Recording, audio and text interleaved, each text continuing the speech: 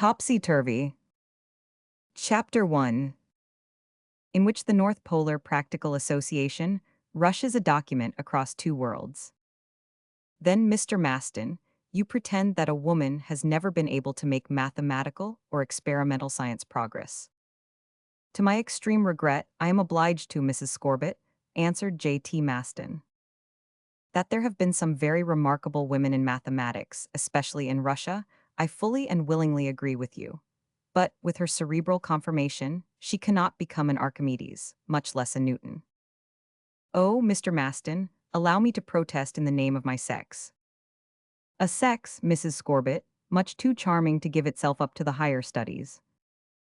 Well then, according to your opinion, no woman seeing an apple fall could have discovered the law of universal gravitation, so that it would have made her the most illustrious scientific person of the 17th century. In seeing an apple fall, Mrs. Scorbitt, a woman would have but the single idea, to eat it, for example, our mother Eve. Pshaw, I see very well that you deny us all aptitude for high speculations. All aptitude? No, Mrs. Scorbitt. And in the meanwhile, I would like to prove to you that since there are inhabitants on Earth, and consequently women, there has not one feminine brain been found yet to which we owe any discoveries like those of Aristotle, Euclid, Kepler, Laplace, etc. Is this a reason, and does the past always prove the future? Well, a person who has done nothing in 1,000 years, without a doubt, never will do anything. I see now that I have to take our part, Mr. Maston, and that we are not worth much. In regard to being worth something, began Mr. Maston, with as much politeness as he could command. But Mrs. Evangelina Scorbitt, who was perfectly willing to be satisfied, answered promptly. Each one has his or her lot in this world. You may remain the extraordinary calculator which you are, give yourself up entirely to the immense work to which your friends and yourself will devote their existence.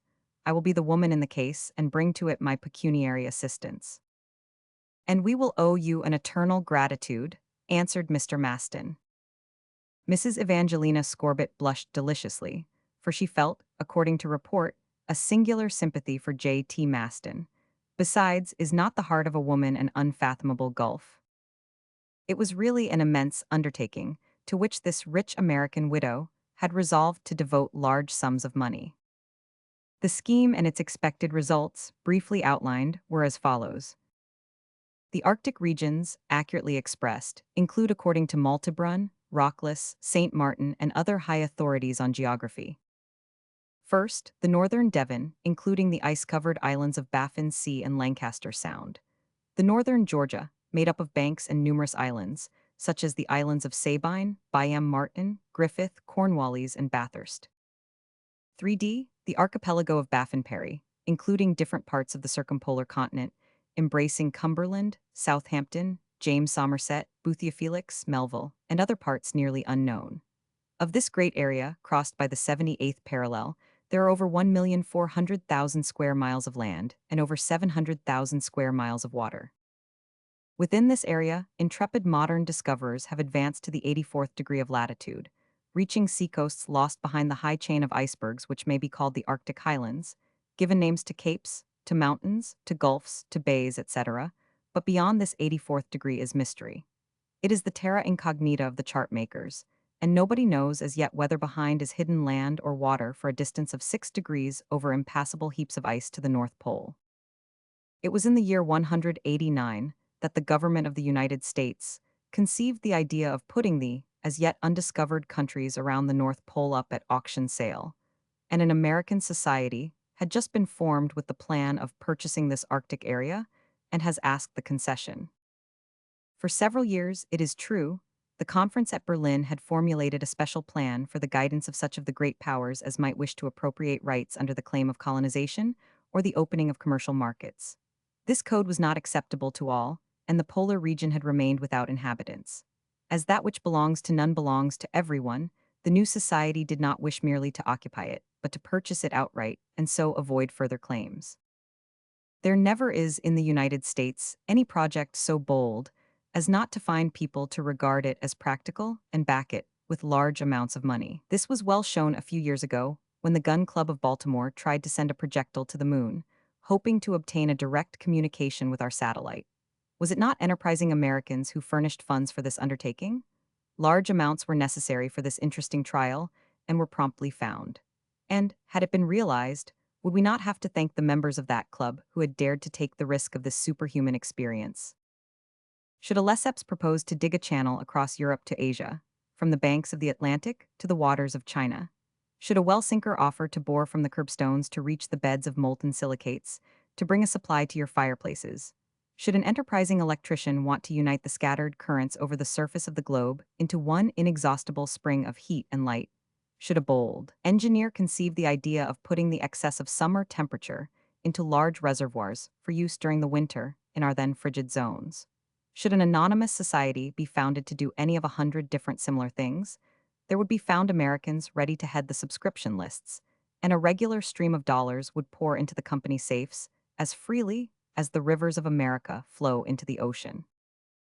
It is natural to expect that opinions were very varied when the news spread that the Arctic region was going to be sold at auction for the benefit of the highest and final bidder, particularly when no public subscription list was started in view of this purchase, as the capital had all been secured beforehand. To use the Arctic region? Why, such an idea could only be found in the brain of a fool, was the general verdict. Nothing, however, was more serious than this project. A prospectus was sent to the papers of the two continents, to the European publications, to the African, Oceanic, Asiatic, and at the same time to the American journals. The American newspaper announcement read as follows: To the inhabitants of the globe, the Arctic region situated within the 84th degree could not heretofore have been sold at auction, for the very excellent reason that it had not been discovered as yet. The extreme points reached by navigators of different countries are the following: 82 degrees 45, reached by the English explorer Parry in July 1847 on the 28th meridian west to the north of Spitzberg. 83 degrees 28, reached by Markham with the English expedition of Sir John George's Nares in May 1867 on the 50th meridian west in the north of Grinnell Land. 83 degrees 35 latitude, reached by Lockwood and Brainard of the American expedition under Lute. Greeley in May 1882 on the 42nd meridian, west in the north of Nares Land. The property extending from the 84th parallel to the pole on a surface of 6 degrees must be considered an undivided domain among the different states of the globe, and not liable to be transformed into private property through a public auction sale. No one is compelled to live in this section, and the United States, relying on this non-ownership, has resolved to provide for the settlement and use of the domain. A company has been founded at Baltimore under the name of the North Polar Practical Association, representing officially the American Union. This company intends to purchase the said country according to the common law, which should then give them an absolute right of proprietorship to the continent, islands, inlets, waters, rivers, etc. In fact, of everything of which the Arctic region is composed. It is well understood by the law of nations that this title of proprietorship cannot be touched under any circumstances, no matter what shall happen. These conditions having been laid before all the powers, the Arctic region is to be sold at public auction for the benefit of the highest and last bidder. The date of the sale is set for the 3D of December of the current year, in the auction hall at Baltimore, Maryland, United States of America. Address for information: Mr. W. S. Forster, Temporary Agent for the North Polar Practical Association, 93 High Street, Baltimore. The reader may imagine how this communication was received by the public at large. Most people considered it as an absurd idea. Some only saw in it a sample of characteristic American humbug. Others thought that the proposition deserved to be fairly considered, and they pointed to the fact that the newly founded company did not in any way appeal to the public for pecuniary help, but was willing to do everything with its own capital. It was with its own money that it wanted to purchase the Arctic region. The promoters did not try to put gold, silver, and banknotes into their pockets and keep them for their own benefit. No, they only asked permission to pay for the land with their own money. Some people who claimed to know said that the company could have gone to work and taken possession of the country without any further ceremony, as it was their right as first occupants. But that is just where the difficulty came in, because until this time, the pole seemed to be forbidden ground to anyone. Therefore, in case the United States should give possession of the country, The company wanted a regular title to it without trouble about the matter in the future. It was unjust to blame them in any way, as in such an affair too many precautions cannot be taken. Besides, the circular had a paragraph which provided for all future chances. This paragraph was capable of so many interpretations that the exact meaning of it could not be rendered even by those who studied it closely. It was stipulated that the right of proprietorship should not depend upon any chances or changes in the country, no matter whether these changes were in the position or climate of the country. What did this phrase mean? How could there ever be any changes in the geography or meteorology of a country like this one to be sold at auction? Evidently, said some shrewd ones, there must be something behind it. The commentators had free swing and exercised it with a will. One paper in Philadelphia published the following pleasant notice. Undoubtedly, the future purchasers of the Arctic region have information that a hard stone comet will strike this world under such conditions that its blow will produce geographic and meteorologic changes, such as the purchasers of the Arctic region will profit by. The idea of a blow with a hard stone planet was not accepted by serious people. In any case, it was not likely that the would-be purchasers would have been informed of such a coming event. Perhaps, said a New Orleans newspaper, the new company thinks the precession of the equinox will in time favor the conditions likely to lead to the utilization of this domain. And why not? Because this movement modifies the direction of the axis of our spheroid, observed another correspondent. Really? Answered the Scientific Review of Paris. As Hemmer has predicted in his book on the ocean currents, the precession of the equinox, combined with the movement of the Earth's axis, will be such as to modify in a long period the average temperature of the different parts of the Earth and in the quantities of ice accumulated around the two poles. This is not certain, replied the Edinburgh Review, and, besides, supposing that this would be the case, is not a lapse of 12,000 years necessary before Vega becomes our polar star in consequence of this movement, and the situation of the Arctic territory consequently changed in regard to its climate? Well, said the Copenhagen Dagblad, in 12,000 years it will be time to make preparations, and before that time risk nothing, not even a cent. It was possible that the Scientific Review was right with Hemmer. It was also very probable that the North Polar Practical Association had never counted on this modification of climate due to the precession of the equinox. In fact, nobody had clearly discovered what this last paragraph in the circular meant, nor what kind of change it had in view. Perhaps to know it, it would suffice to write to the secretary of the new society, or particularly its president. But the president was unknown as much as the secretary and all other members of the council. It was not even known where the document came from. It was brought to the offices of the New York newspapers by a certain William S. Forster, a codfish dealer of Baltimore, a member of the House of Ardrenal, and co. Everything was so quiet and mysterious in the matter that the best reporters could not make out what it was all about. This North Polar Association had been so anonymous that it was impossible even to give it a definite name. If, however, the promoters of this speculation persisted in making their personnel an absolute mystery, their intention was clearly indicated by the document spread before the public of two worlds. Really, after all, the question was the purchase of that part of the Arctic regions bounded by the 84th degree, and of which the North Pole was the central point. Nothing very exact concerning this region was known. The modern discoverers who had been nearest to this parallel were Parry, Markham, Lockwood, and Brainard. In regard to the other navigators of the northern seas, they stopped far short of the above-mentioned point, such as Paez, in 1874 to 82 degrees 15, north of the land of Francis Joseph of New Zembla. Leah in 1870 to 72 degrees 74 above Siberia. De Long in the Jeannette expedition in 1879 to 78 degrees 45 around the islands which bear his name. Others went around New Siberia and Greenland to the end of the Cape Bismarck, but had not passed the 76th, 77th, or 78th degree of latitude. The North Polar Practical Association wanted then a country which had never been touched before by mankind or discoverers, and which was absolutely uninhabited. The length of this portion of the globe surrounded by the 84th degree, extending from the 84th to the 90th, making 6 degrees, which at 60 miles each make a radius of 360 miles and a diameter of 720 miles. The circumference, therefore, is 2260 miles, and the surface 407 miles. This is about the 10th part of the whole of Europe, a very desirable slice of land indeed. The document, as we have seen, also stated that these regions were not yet known geographically, belonged to no one, and therefore belonged to everyone. But it could be foreseen that the adjoining states at least would consider these regions as the prolongation of their own possession towards the north, and would consequently claim the right of ownership. Their pretensions would have more justice than those of discoverers who operated upon the whole of the Arctic countries and made explorations only for the glory of their own nation. The federal government represented in the new society intended to make their rights valuable and to indemnify them for the price of their purchase. However, it was the partisans of the North Polar Practical Association did not announce. The proprietorship was clear, and nobody being compelled to live there could object to the auction sale of this vast domain.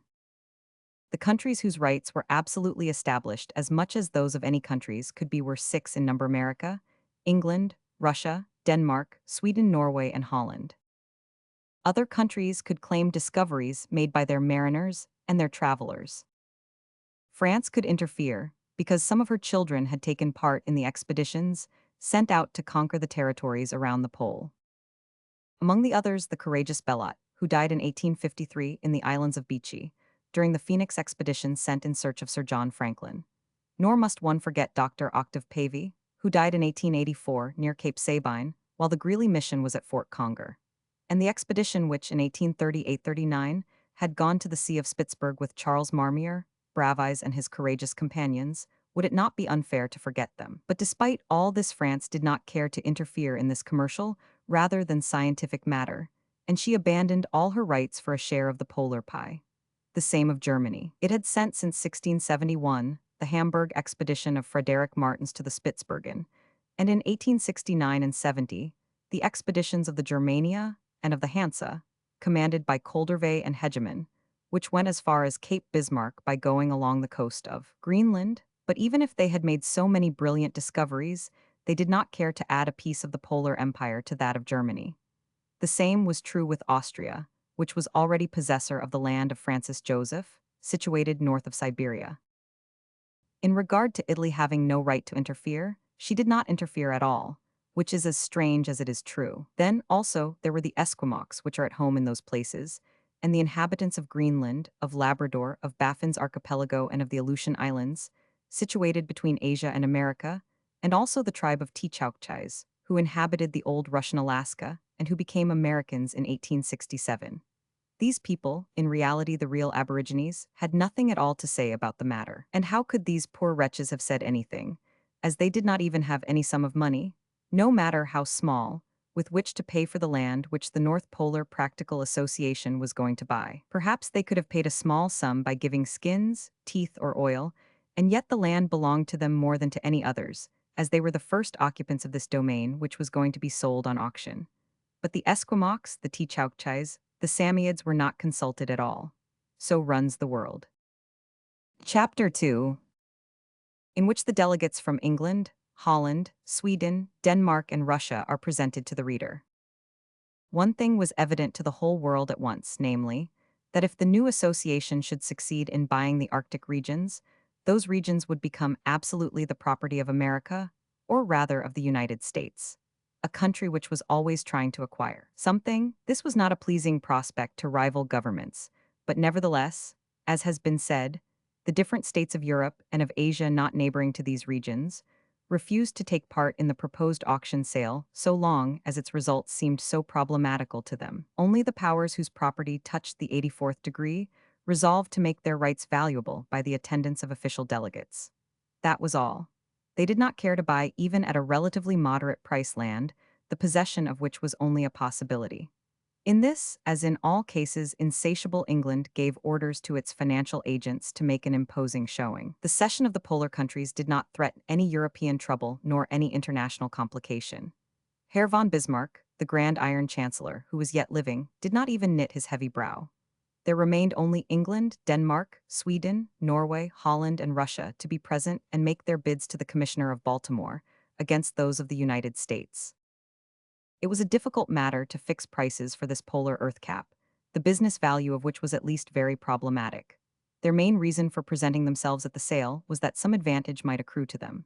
Sweden and Norway, proprietors of the North Cape, situated beyond the 72nd parallel, did not conceal the fact that they thought they had certain rights of proprietorship on these vast lands which extended to Spitzbergen, and from there to the North Pole. Denmark said that it had already in its possession islands and fjords on the line of the polar circle where their colonies had been founded, such as Disco Island in the Davis Channel, the settlements of Holstein, of Proven, of Godhaven, of Upernavik in the Baffin Sea, and on the west coast of Greenland. Besides, did not the famous navigator, Bering, of Danish origin, although he was then in the service of Russia, in the year 1728 pass over the channel which afterwards carried his name before he started again, 13 years later, and died miserably with 30 of his men on a little island, which also carries his distinguished name.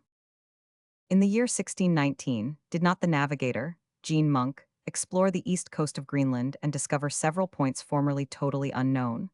Therefore, Denmark had, she thought, undisputable rights to be proprietor of these regions.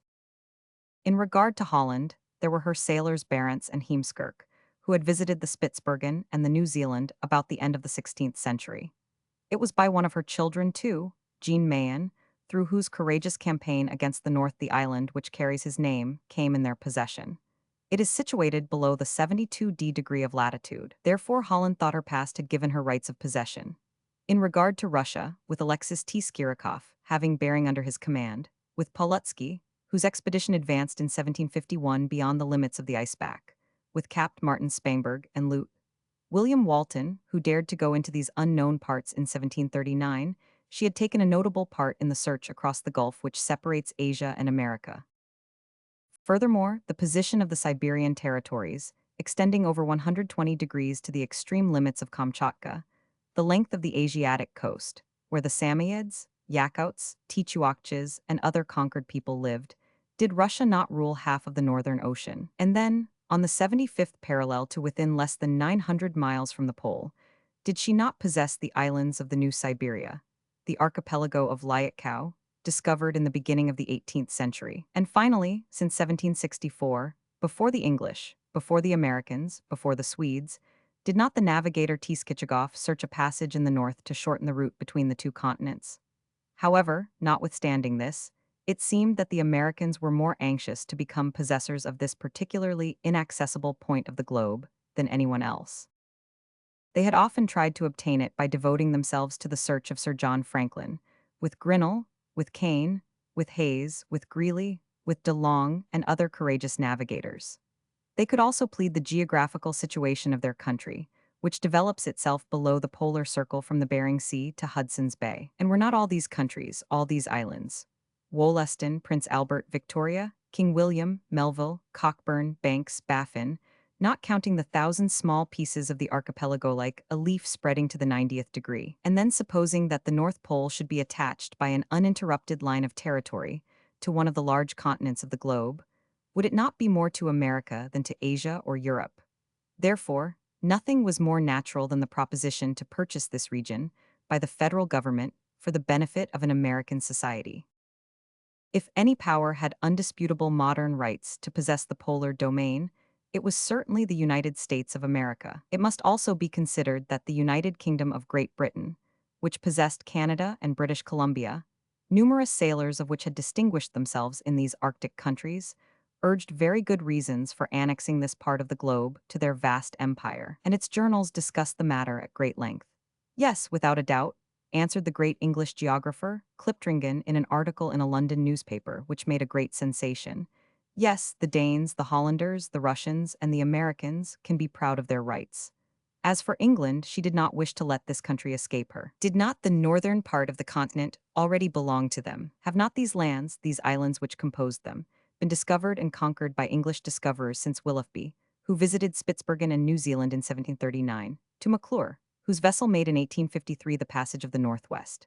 And then were not Frobisher, Davis, Hall, Weymouth, Hudson, Baffin, Cook, Ross, Perry, Betchy, Belcher, Franklin, Mulgrave, Scoresby, McClinton, Kennedy, Nares, Collinson, Archer, all of Anglo-Saxon origin? And what country could make a more just claim on the portion of these Arctic regions that which these navigators had been able to acquire? Well, said a California journal, let us put the matter on its real point. And as there is a question of a more proper between the United States and England, let us ask, if the English Markham of the Nares expedition had gone 83 degrees 20 minutes of latitude and the Americans, Lockwood and Brainard, of the Greeley expedition, went to 83 degrees 35 minutes, to whom then does the honor belong of having come nearest to the North Pole? Such were the demands and explanations, but one could see that the struggle would only be active between American dollars and English pounds sterling. However, according to the proposition made by the North Polar Practical Association, all countries had to be consulted and given a chance at the auction. The sale was announced to take place at Baltimore.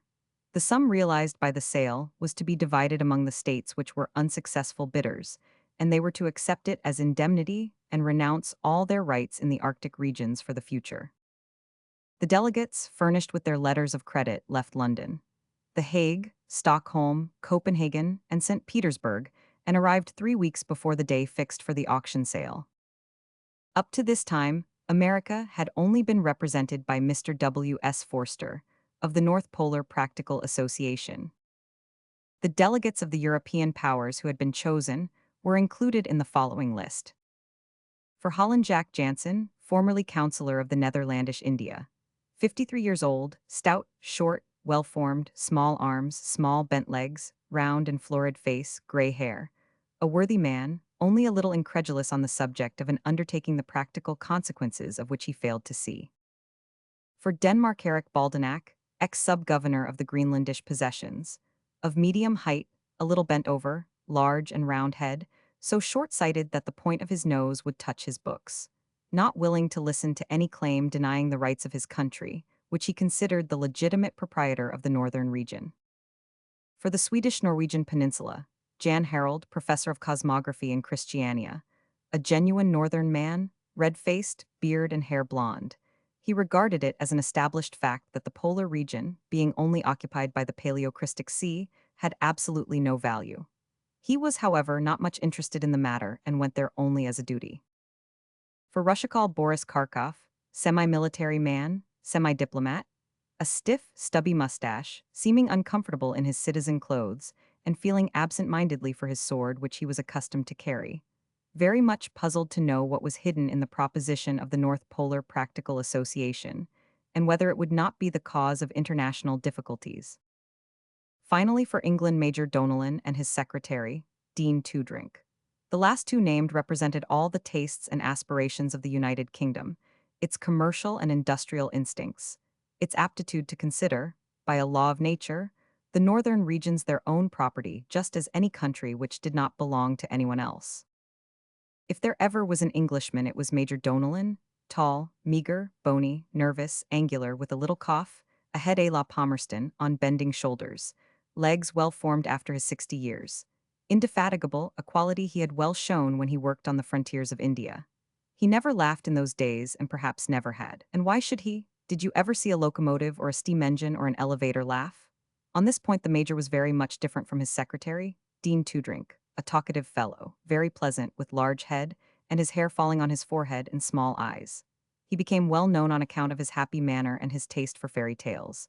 But even if he was cheerful, he did not seem any less personally conceited than Major Donellan when he talked about Great Britain. These two delegates were probably going to be the most desperate opponents to the American society. The North Pole belonged to them. It always belonged to them.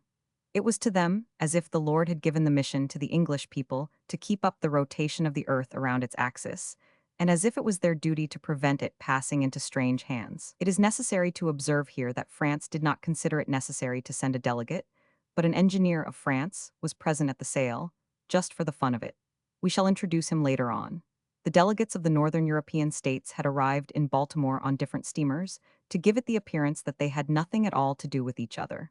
They were really rivals. Each one of them had in his pocket the necessary means to fight against the American society, but they could not fight with equal force. One could dispose of a sum of money which amounted to nearly $1 million, another could pass that amount. And really, to purchase a piece of our globe to reach which seemed an impossibility, this ought still appear to be dear. In reality, the best provided for was the English delegate, to whose order the government had opened a very large credit. Thanks to this credit, Major Donellan would not have very hard work to conquer his adversaries of Sweden, Denmark, Holland, and Russia. In regard to America, well, that was a different thing. it would be much more difficult to win against the fusillade of dollars. At least it was very probable that the mysterious society must have enough money on hand to go on in their work. Therefore, the highest bidding, which might come to millions, was between America and England. As soon as the European delegates had landed, public opinion became more excited. The most singular stories were printed in the newspapers. False theories were established, based on the purchase of the North Pole. What was the society going to do with it? And what could they do with it? Nothing, or perhaps it was all done to corner the iceberg market. There was even a journal in Paris, the Figaro, which upheld this curious idea. But for this, it would be necessary to pass south of the 84th parallel. Be it as it may, however, the delegates who had avoided each other during their passage over the Atlantic became more and more associated after having arrived in Baltimore. Here is the reason. Since his arrival, each one had tried to open communications with the North Polar Practical Association separately, unknown to the other. That which they wished to know were the motives hidden at the bottom of this affair, and what profit the society hoped to make out of the sale. Now, until the present time, nothing indicated that the society had opened an office at Baltimore. No office, no employees. All that could be learned was, for information address only William S. Forster, High Street, Baltimore. And it did not look as though the honest consignee of codfish knew any more in this respect than the lowest street porter of the city. The delegates could, therefore, learn nothing from him. They were accordingly compelled to rely upon the more or less absurd guesses of the public at large. Was the secret of the society going to be kept impenetrable as long as it did not make it known itself? This was the question. Without doubt, it did not seem inclined to give any information on the subject until the purchase had been made. Therefore, it came that the delegates finished by seeing and meeting each other. They made visits to each other, and finally came in close communication with each other, perhaps with the idea of making a front against the common enemy, or, otherwise, the American company. And so it happened that one evening they were all together in the Hotel Wolseley, in the suite occupied by Major Donellan and his secretary, Dean Toodrink, holding a conference. In fact, this tendency to a common understanding was principally due to the advice of Karl Boris Karkof, the best diplomat known. At first, the conversation was directed to the commercial and industrial consequences which the society pretended to gain by purchase of the Arctic domain. Prof. Jan Harold asked if anyone had been able to gain any information on that point. All finally agreed that they had tried to get information from Mr. William S. Forster, to whom all letters should be addressed. "I have failed," said Eric Baldenak. "And I have not succeeded," added Jack Jansen. "In regard to myself," answered Dean Toodrink, "when I presented myself at the stores in High Street in the name of Major Donellan, I found a large man in black clothes, wearing a high hat with a white apron, which was short enough to show his high boots. When I asked him for information in the matter, he informed me that the South Star had arrived with a full cargo from Newfoundland, and that he was ready to furnish me with a fresh stock of codfish on account of Messrs. Ardronal and Co. And," answered the former counselor of the Dutch Indies, always a little skeptical, "it would be much better to buy a load of codfish than to throw one's money into the ice water of the north." "This is not at all the question," says Major Donellan, with a short and high voice. "The question is not the codfish but the polar region." "Americans ought to stand on their heads," said Dean Toodrink, laughing at his own remark. "That will make them catch cold," finally said Karl Karkof.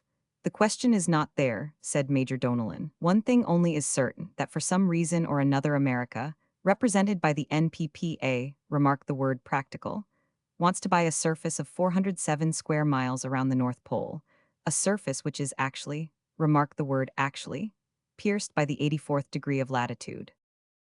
"We know it, Major Donellan, and much more," said Jan Harold. "But what we do not know is how the said company will make use of those countries or waters, if they are waters, from a commercial standpoint." "This is not the question," answered for the third time Major Donellan. "A power wants to purchase with money a large part of the globe which, by its geographical situation, seems to belong especially to England, to Russia," said Karl Karkof. "To Holland," said Jack Jansen. "To Sweden, Norway," said Jan Harold. "To Denmark," said Eric Baldenak. The 5 delegates jumped to their feet, and it seemed as if the council would turn to harsh words when Dean Toodrink tried to interfere the first time. "Gentlemen," said he, in a tone of reconciliation, "this is not the question, following the expression of my chief, of which he made such frequent use. As long as it has been decided that the northern regions are going to be sold at auction, they will naturally belong to such representative who will make the highest bid for same. As long as Sweden, Norway, Russia, Denmark, Holland, and England have given large credits to their delegates. Would it not be best for these nations to form a syndicate and raise a sum of money against which America could not make a bid? The delegates looked at each other. It was possible that Dean Toodrink had found the missing link. A syndicate at present, it is heard everywhere. Everything is syndicate nowadays. What one drinks, what one eats, what one reads, what one sleeps on. Nothing is more modern, in politics as well as business, than a trust. But an objection was started, or rather an explanation was needed, and Jack Jansen tried to find out the sentiments of his colleagues by saying, and afterwards, yes, after the purchase of the region by the syndicate, then what? But it seems to me that England, said the major in a rough voice, and Russia, said the colonel with nostrils terribly dilated, and Holland, said the councillor. As God has given Denmark to the Danish, observed Eric Baldenak. Excuse me, there is only one country, interrupted Dean Toodrink, which has been given by our Lord, and that is the world. And why, said the Swedish delegate, did not the poet say? Deus nobis hic otia fecit, said this merriman in translating according to his fashion the close of the 6th verse of the first eclogue of Virgil. All began to laugh except Major Donellan, who stopped for the second time the discussion which threatened to finish badly.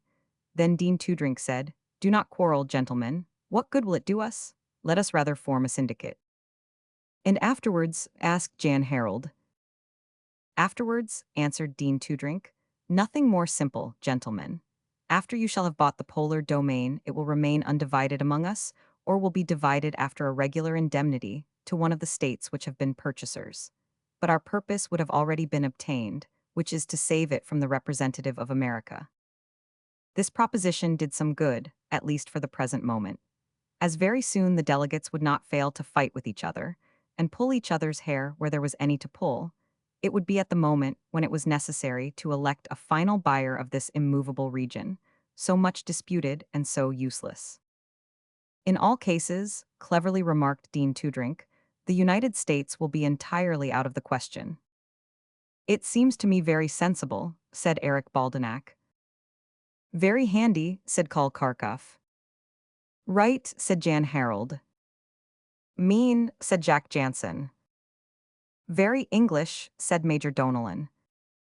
Each one had given his opinion, hoping to convince his colleagues.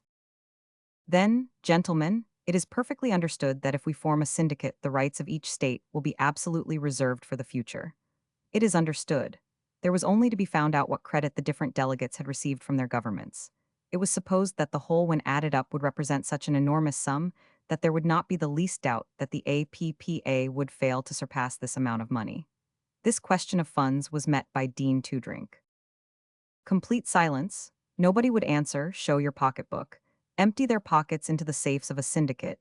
Make known in advance how much each country would bid at the sale.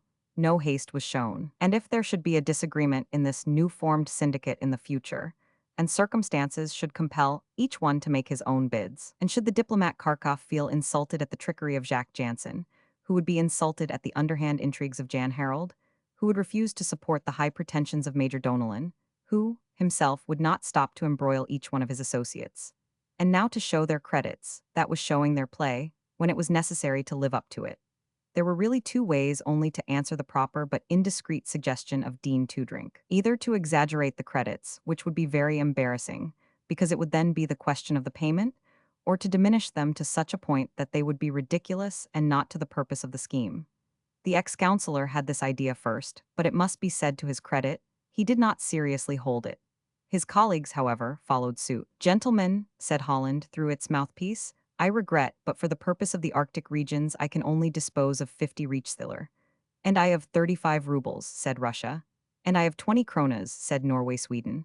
And I have 15 kronen, said Denmark. Well, said Major Donellan, in a tone well befitting the disdainful attitude so common and natural to the English character, then it would be better that you make the purchase, gentlemen, as England can only put up at the most 1 shilling and 6 pence.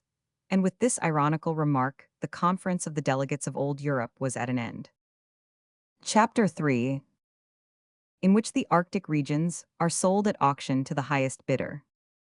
Why was this sale on the 3d of December going to be held in the regular auction hall, where usually only such objects as furniture, utensils, tools, instruments, etc., or art pieces, pictures, medals, and antique objects were sold? Why, so long as it was a piece of realty, was it not sold before a referee or a court of justice appointed for such sales?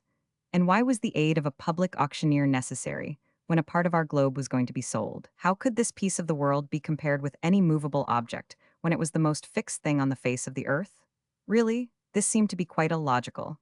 But it was not so, since the whole of the Arctic regions was to be sold in such a way that the contract would be valuable.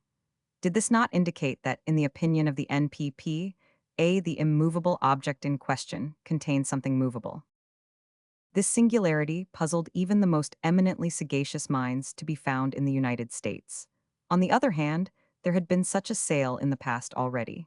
One portion of our planet had been sold in the auction rooms with the help of a public appraiser to the highest public bidder. And this case had happened in America. It was some years before, in San Francisco, an island of the Pacific Ocean, Spencer Island, was sold to the rich William W. Kolderup, who bid $500,000 in opposition to J.R. Taskinar of Stockton. This island had cost $4 million.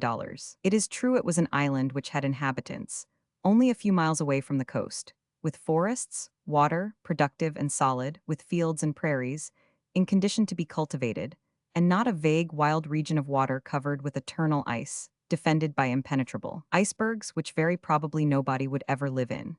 It was thought, therefore, that the unknown polar region would never bring so high a price if sold at auction.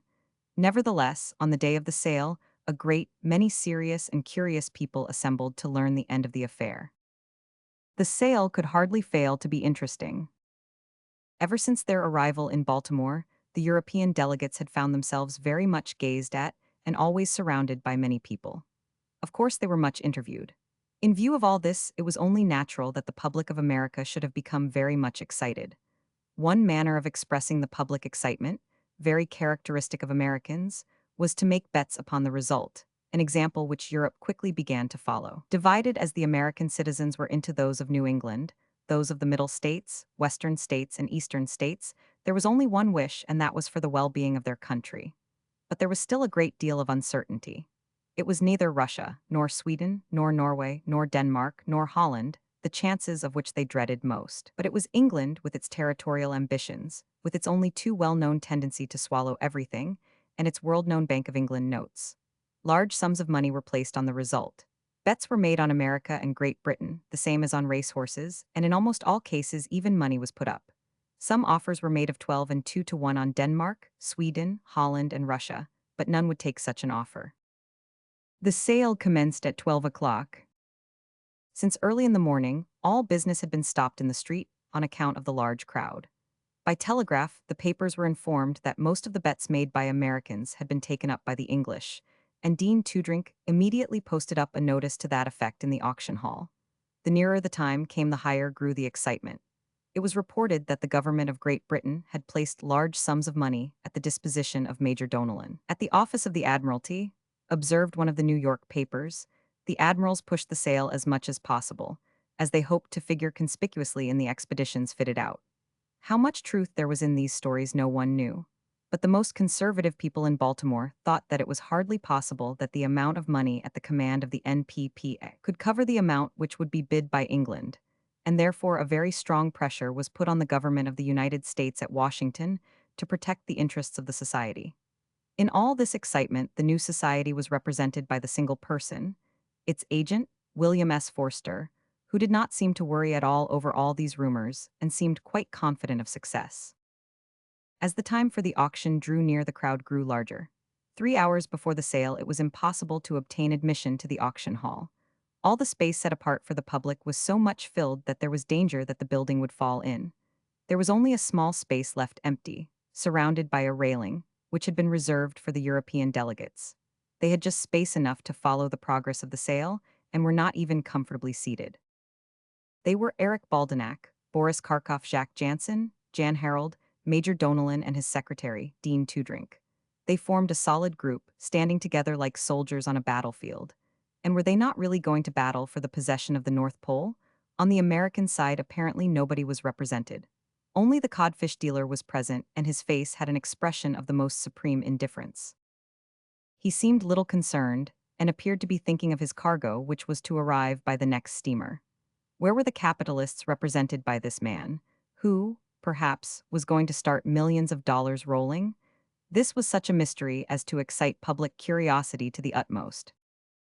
No one doubted that Mr. J.T. Maston and Mrs. Evangelina Scorbitt had something to do with the matter, but what could one guess on? Both were there, lost in the crowd, without any special place, surrounded by some members of the Baltimore Gun Club, friends of Mr. Maston. They seemed to be the least interested spectators in the hall. Mr. William S. Forster even did not seem to recognize them. The auctioneer began by saying that contrary to the general rule, it was impossible to show the article about to be sold. He could not pass from hand to hand the North Pole. Neither could they examine it nor look at it with a magnifying glass, or touch it with their fingers to see whether the plating was real or only artificial, or whether it was an antique, which it really was, he said.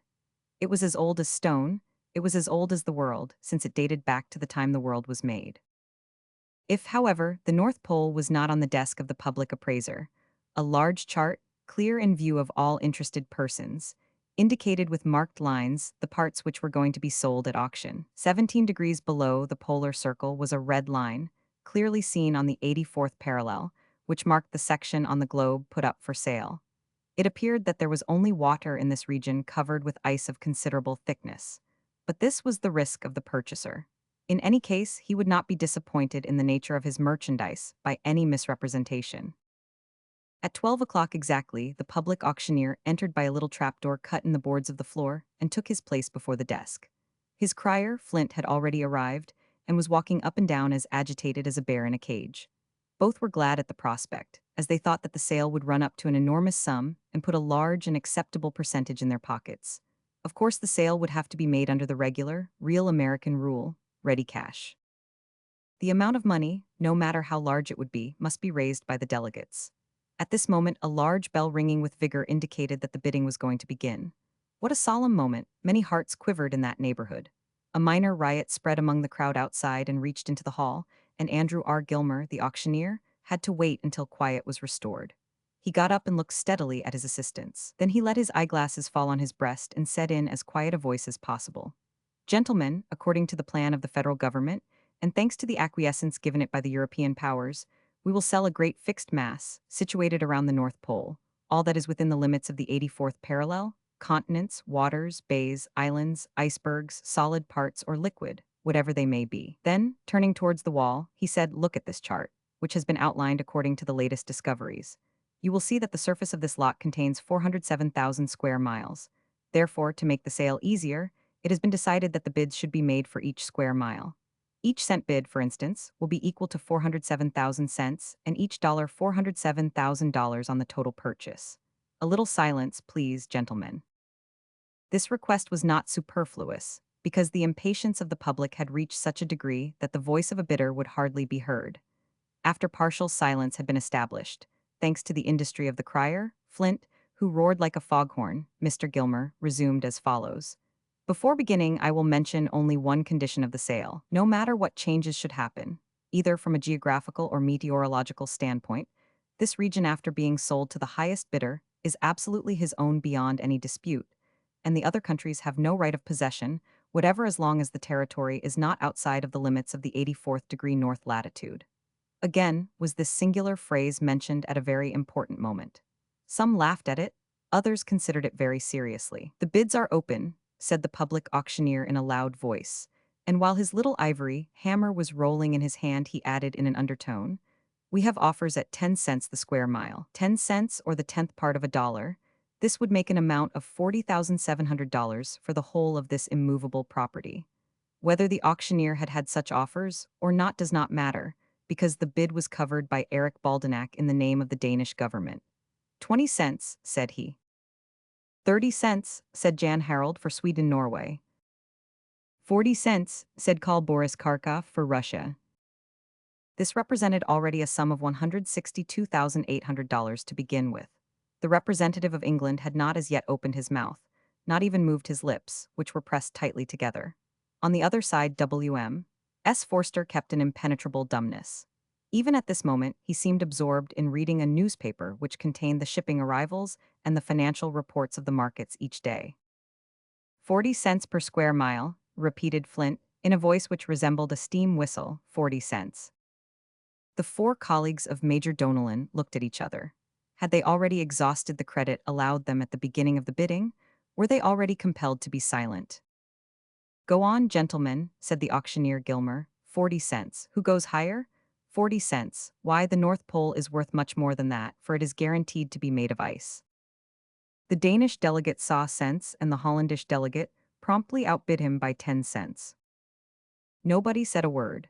This 60 cents represented the respectable amount of $244,200. The lift given by Holland to the sale started a murmur of satisfaction.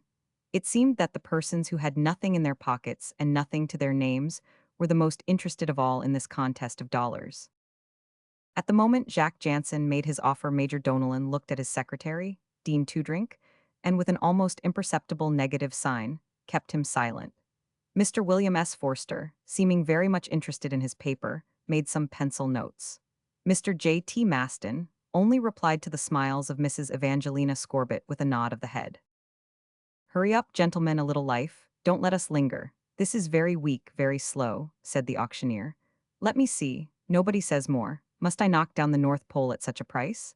And as he spoke his hammer went up and down just like the cross in a priest's hands when he wishes to bless his people. 70 cents, said Jan Harold, with a voice which trembled a little. 80, immediately responded Karl Boris Karkoff. Hurry up, 80 cents, said Flint, whose eyes were burning with excitement. A gesture of Dean Toodrink made Major Donellan jump up like a spirit. 100 cents, said he with a short and sharp tone, becoming in one who represented Great Britain. That one word made England responsible for $407,000. The friends of the bidders for the United Kingdom made a great hurrah, which was repeated like an echo by the outside crowd. The bidders for America looked at each other with disappointment. $407,000. This was already a very large figure for such a region as the North Pole. $407,000 for ice, icebergs, and ice fields.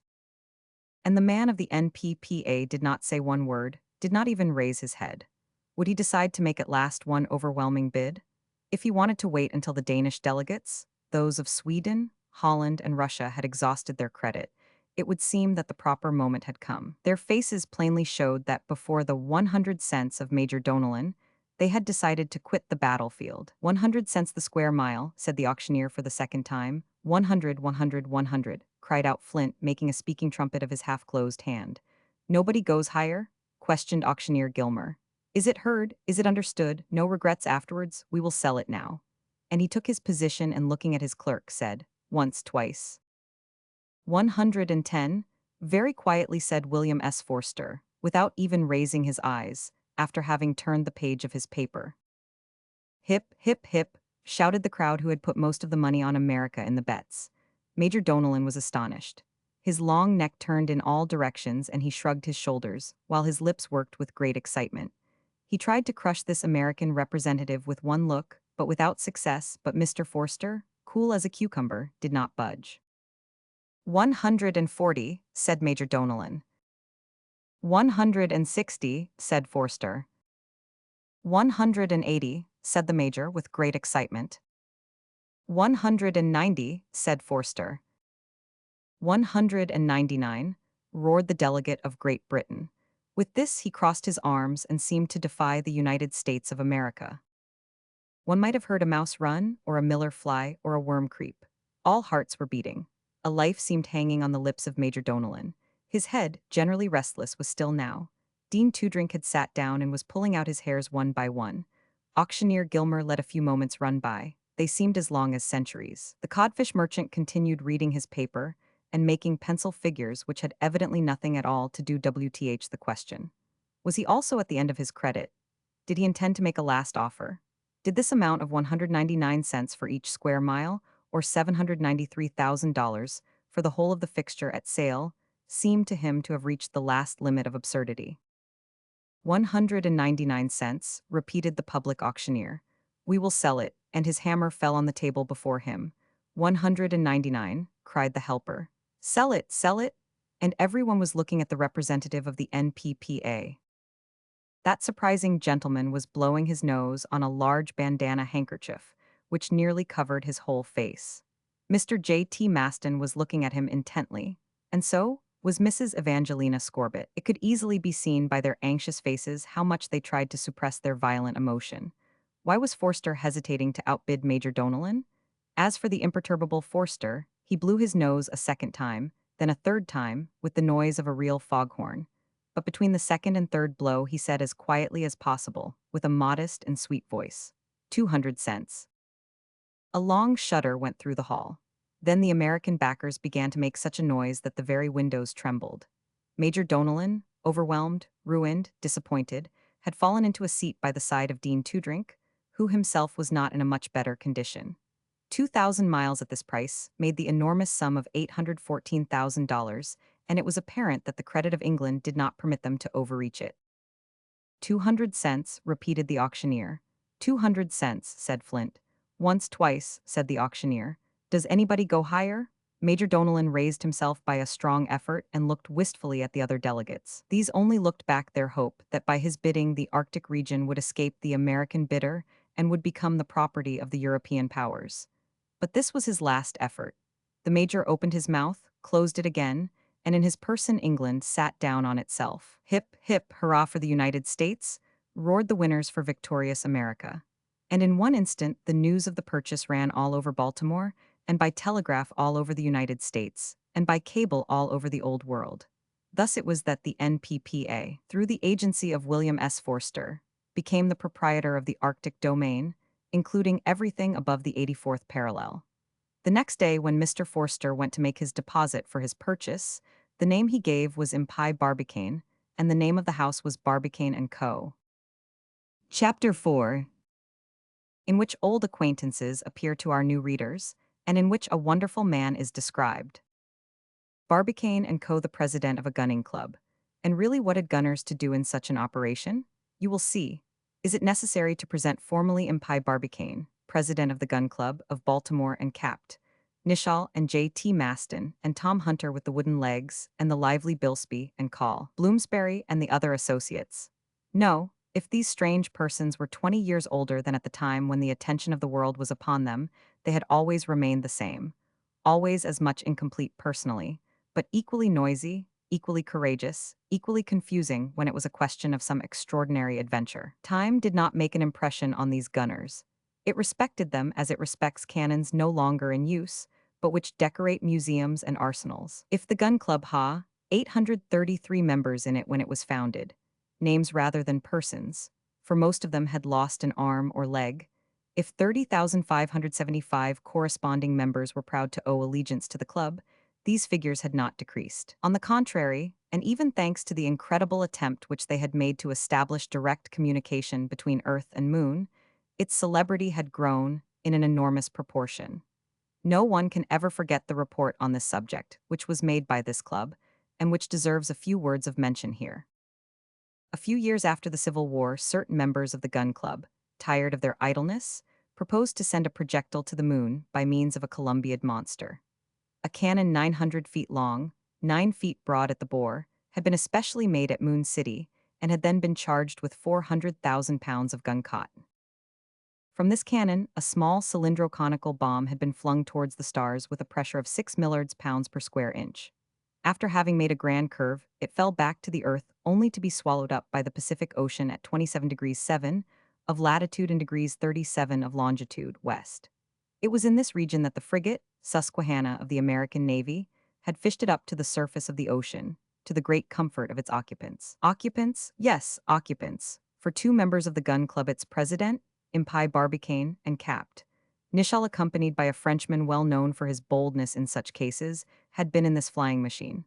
All 3 of them came back well and healthy from this dangerous trip. But if the 2 Americans were here ready to risk any similar thing, the French Mitchell Arden was not. On his return to Europe, he brought a fortune with him, although it astonished a good many people, and now he is planting his own cabbage in his own garden, eating them and even digesting them, if one can believe the best-informed reporters.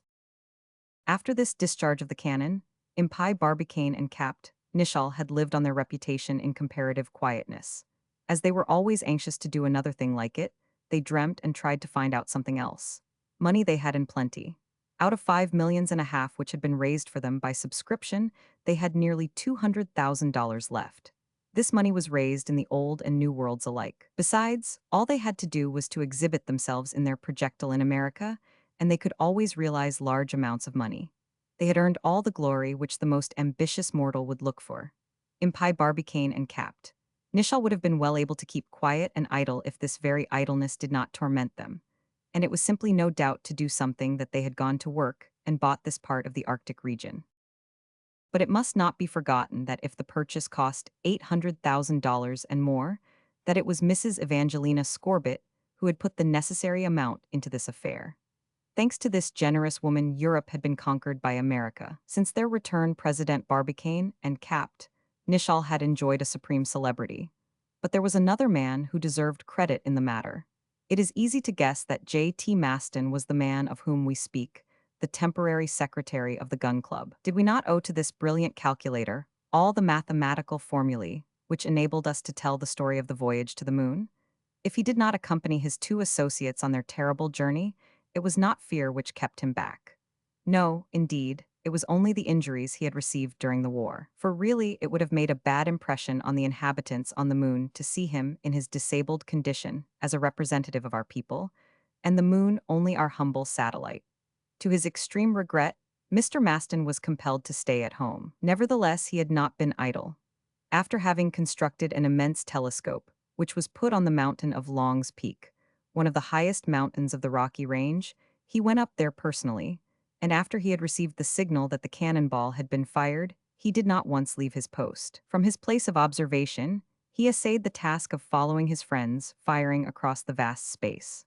One might readily believe that his friends would be lost to the world, that it was very easily possible that this projectile could be compelled by the attraction of the moon to become a subsatellite. A deviation which one might call providential had changed the direction of the projectile, and after having made one trip around the moon, in place of touching it, it was carried away in a terrible fall and returned to us with a speed of 576,000 miles, a minute to the moment when it was swallowed up by the ocean. Happy it was that the great liquid mass had deadened the fall, and that the American frigate Susquehanna was present at the fall.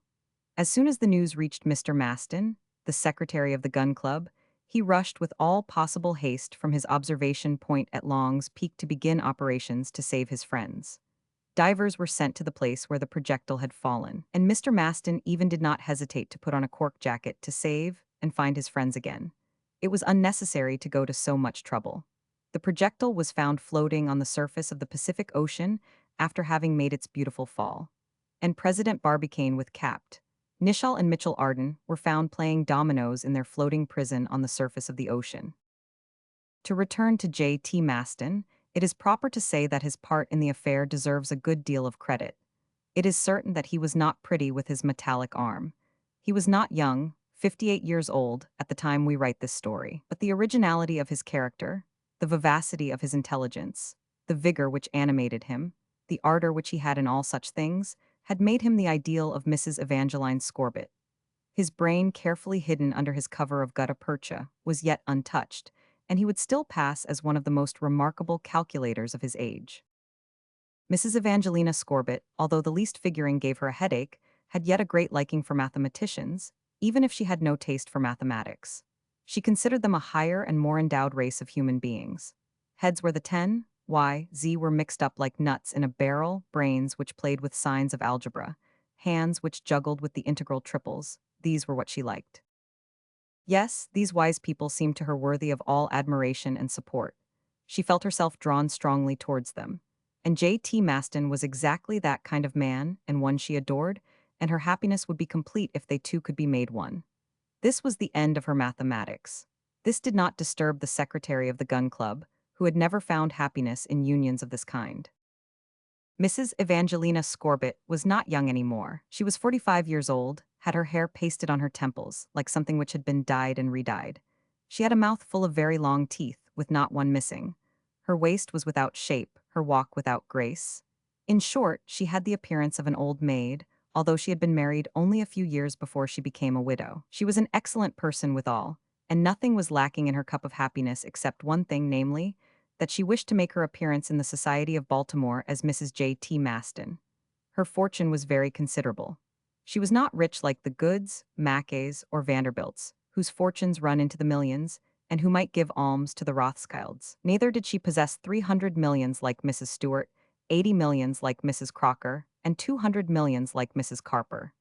Neither was she rich like Mrs. Hammersley, Mrs. Hetty Green, Mrs. Maffett, Mrs. Marshall, Mrs. Perrin Stevens, Mrs. Minturn, and many others. At any rate, she had a right to take a place at that memorable feast at the Fifth Avenue Hotel in New York, where there were only admitted as guests people who had at least 5 millions.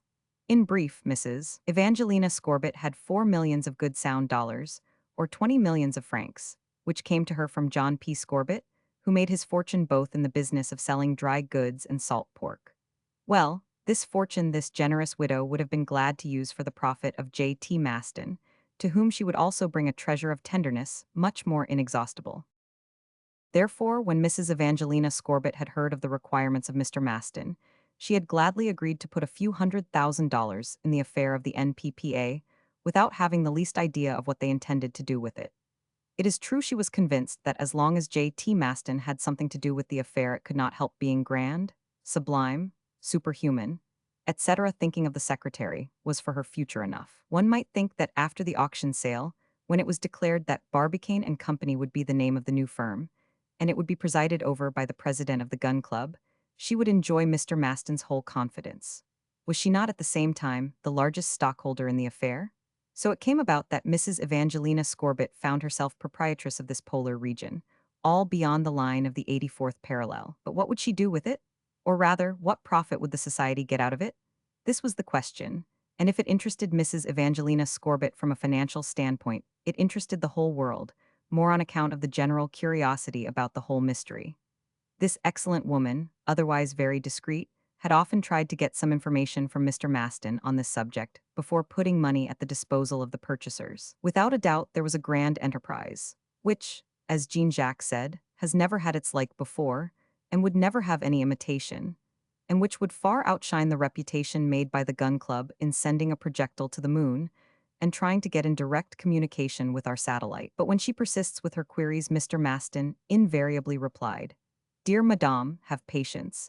And if Mrs. Evangelina Scorbitt had confidence before, what an immense joy did she feel when the triumph which the United States of America had won over the combined European powers. "But shall I not finally know the object?" asked she, smiling at the eminent calculator. "You will soon know it," answered Mr. Maston, shaking heartily the hand of his partner, the American lady. This calmed for the moment the impatience of Mrs. Evangelina Scorbitt. A few days afterwards, the old and new world were shaken up quite enough when the secret object of the company was announced, and for the realization of which the NPPA made an appeal to the public for a subscription. The society had purchased this portion of the circumpolar region to make use of the coal mines of the North Pole. Chapter 5, in which the possibility that coal mines surround the North Pole is considered. Are there coal mines at the North Pole? This was the first question suggested to intelligent people. Some asked why should there be coal mines at the North Pole? Others with equal propriety asked why should there not be? It is well known that coal mines are spread all over the world. There are many in different parts of Europe. America also possesses a great many, and it is probable that the United States mines are the richest of all. There are also many in Asia, Africa, and Australia. The more our globe becomes known, the more mines are discovered. We will not be in need of coal for at least hundreds of years to come. England alone produces 160 million tons every year, and over the whole world it is estimate 0 tons are yearly produced. Naturally, this coal output must grow every year in proportion with the constantly increasing industries. Even if electricity takes the place of steam, it will still be necessary to use coal. We are so much in need of it that the world might be called an animal of coal, and therefore it is necessary to take good care of it. Coal is used not only as a fuel, but also as a crude substance of which science makes great use. With the transformations to which it has been submitted in the laboratory, it is possible to paint with it, perfume with it, purify, heat, light with it, and even beautify a diamond with it. It is as useful as iron or even more so. It is fortunate that this last mentioned metal will never be exhausted, as really the world is composed of it. The world might be considered a vast mass of iron, as other metals, and even water and stone, stand far behind it in the composition of our sphere. But if we are sure of a continuous supply for our consumption of iron, we are not so of coal. Far from it. People who are competent to speak, and who look into the future for hundreds of years, always allude to this coal famine.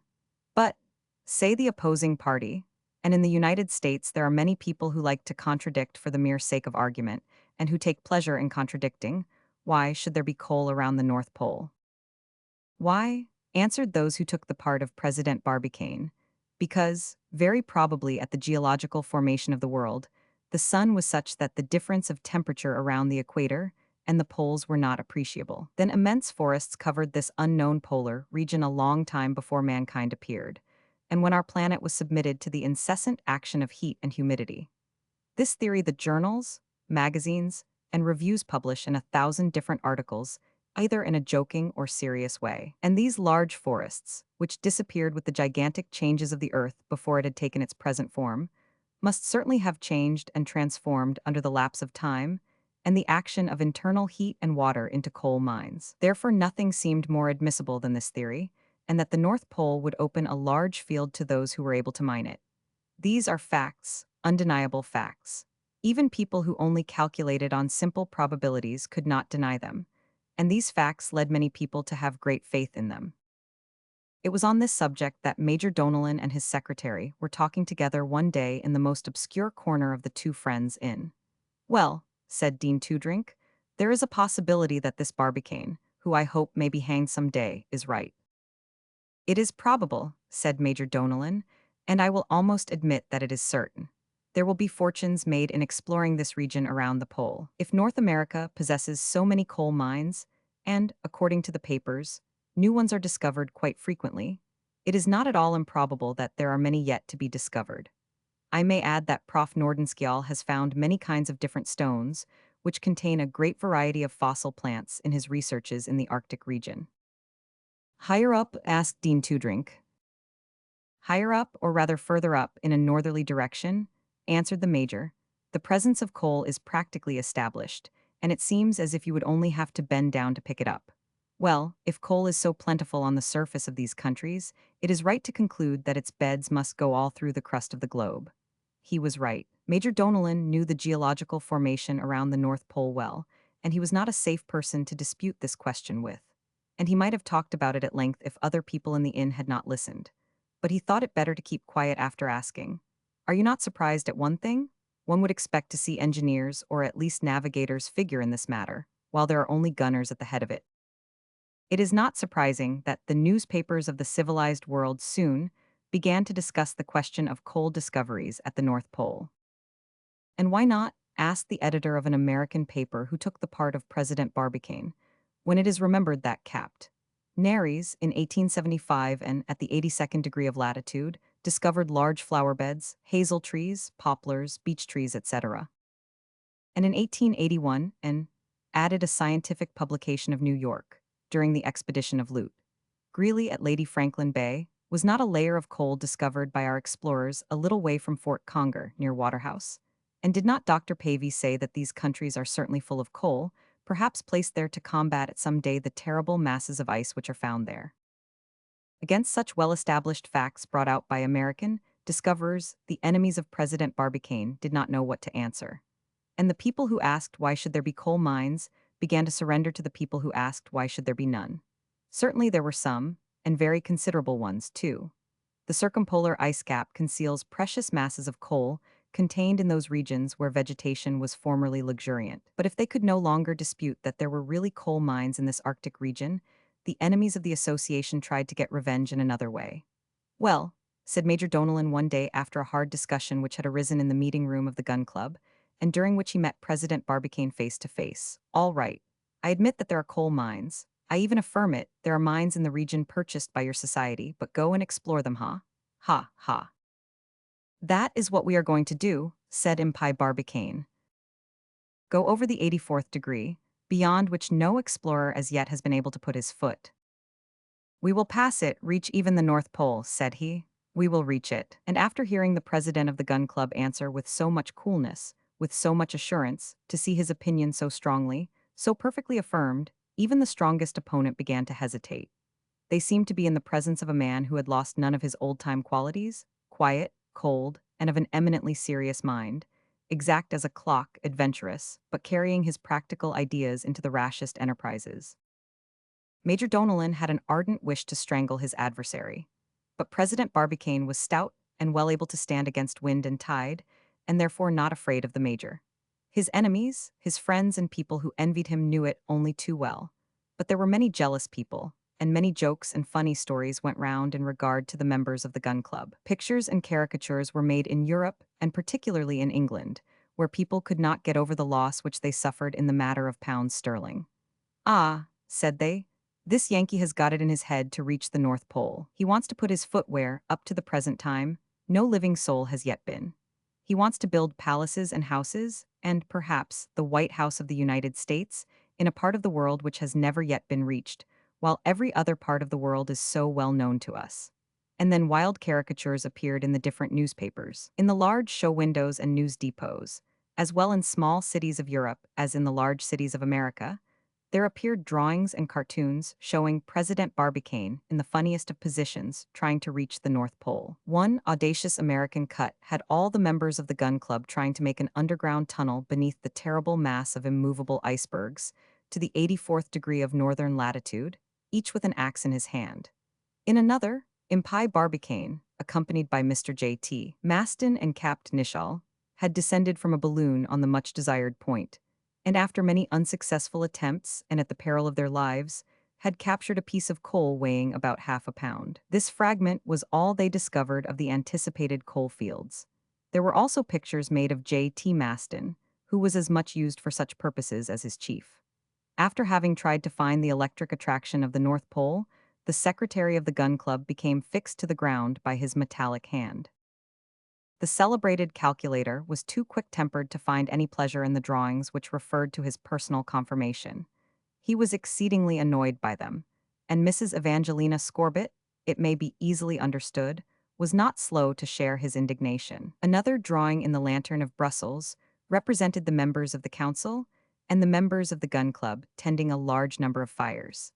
The idea was to melt the large quantities of ice by putting a whole sea of alcohol on them, which would convert the polar basin into a large quantity of punch. But of all these caricatures, that which had the largest success was that which was published by the French Charivari under the signature of its designer, Stop. In the stomach of a whale Impai Barbicane and J.T. Maston were seated playing checkers and waiting their arrival at a good point. The new Jonah and his secretary had got themselves swallowed by an immense fish, and it was in this way, after having gone under the icebergs, that they hoped to gain access to the North Pole. The president of this new society did not care much about these pictures and let them say and write and sing whatever they liked. Immediately after the concession was made, and the society was absolute master of the northern region, appeal was made for a public subscription of $15 million. Shares were issued at $100 to be paid for at once, and the credit of Barbicane & Co. was such that the money ran in as fast as possible. The most of it came from the various states of the Union. "So much the better," said the people on the part of the NPPA, "the undertaking will be entirely American." So strong, indeed, were the foundations upon which Barbicane & Co. were established that the amount necessary to be subscribed was raised in a very short time, and even thrice the amount. Everybody was interested in the matter, and the most scientific experts did not doubt its success. The shares were reduced one-third, and onto the capital of the society was $15 million in cash. This was about 3 times as much as the amount subscribed to the credit of the Gun Club when it was going to send a projectile from the Earth to the Moon. Chapter 6, in which a telephone communication between Mrs. Scorbut and J.T. Maston is interrupted. President Barbicane was not only convinced that he would reach his object when the amount which had been raised took another obstacle out of his way. Had he not been perfectly sure of success, he would not have made an application for a public subscription. And now the time had come when the North Pole would be conquered. It was felt certain that President Barbicane and his Council of Administration had means to succeed where so many others had failed. They would do what neither Franklin, nor Kane, nor DeLong, nor Nares, nor Greeley had been able to accomplish. They would pass the 84th parallel. They would take possession of the vast region purchased at an auction sale. They would make this country the 39th star in the flag of the American Union. Fake was all that the European delegates and their friends in the Old World could say. Nothing was more true, however, and this practical, logical means of conquering the North Pole, which was so simple that it was almost childish, was one which J.T. Maston had suggested to them. It was that brain, where ideas were constantly evolving, which had laid out this great geographical project in a way which could not but succeed. It cannot be too often repeated that the secretary of the Gun Club was a remarkable calculator, we might say a postgraduate calculator. But a single day was needed by him to solve the most complicated problems in mathematical science. He laughed at these difficulties whether in algebra or in plain mathematics. You should have seen him handle his figures, the signs which make up algebra, the letters in the alphabet, representing the unknown quantities, the square or crossed lines representing the way in which quantities are to be operated. All signs and lines and radicals used in this complex language were perfectly familiar to him, and how they flew around under his pen, or rather under the piece of chalk which he attached to his iron hand, because he preferred to work on a blackboard. And this blackboard, 6 feet square, this was all he wanted. He was perfectly at home in his work. Nor was it figures alone which he used in his calculations. His figures were fantastic, gigantic, written with a practiced hand. His 2 and 3 were as nice and round as they could be. His 7 looked like a crutch and almost invited a person to hang on it. His 8 was as well formed as a pair of eyeglasses, and the letters with which he established his formulas, the first of the alphabet, a B, C, which he used to represent given or known quantities, and the last, X, Y, Z, which he used for unknown quantities to be discovered, particularly the Z, and those Greek letters D, A. Really, and Archimedes might have been well proud of them. And those other signs, made with a clean hand and without fault, it was simply astonishing. His plus showed well that this sign meant an addition of one object to the other. His, if it was a little smaller, was also in good shape. His equals, too, showed that Mr. Maston lived in a country where equality was not a vain expression, at least amongst the people of the white race. Just as well were his and his and his, used in expressing proportions. And the V, which indicated the root of a certain number or quantity, it was to him a mark of triumph. And when he completed it with a horizontal line in this V, it seemed as if this outline on his blackboard would compel the whole world to submit to his figuring.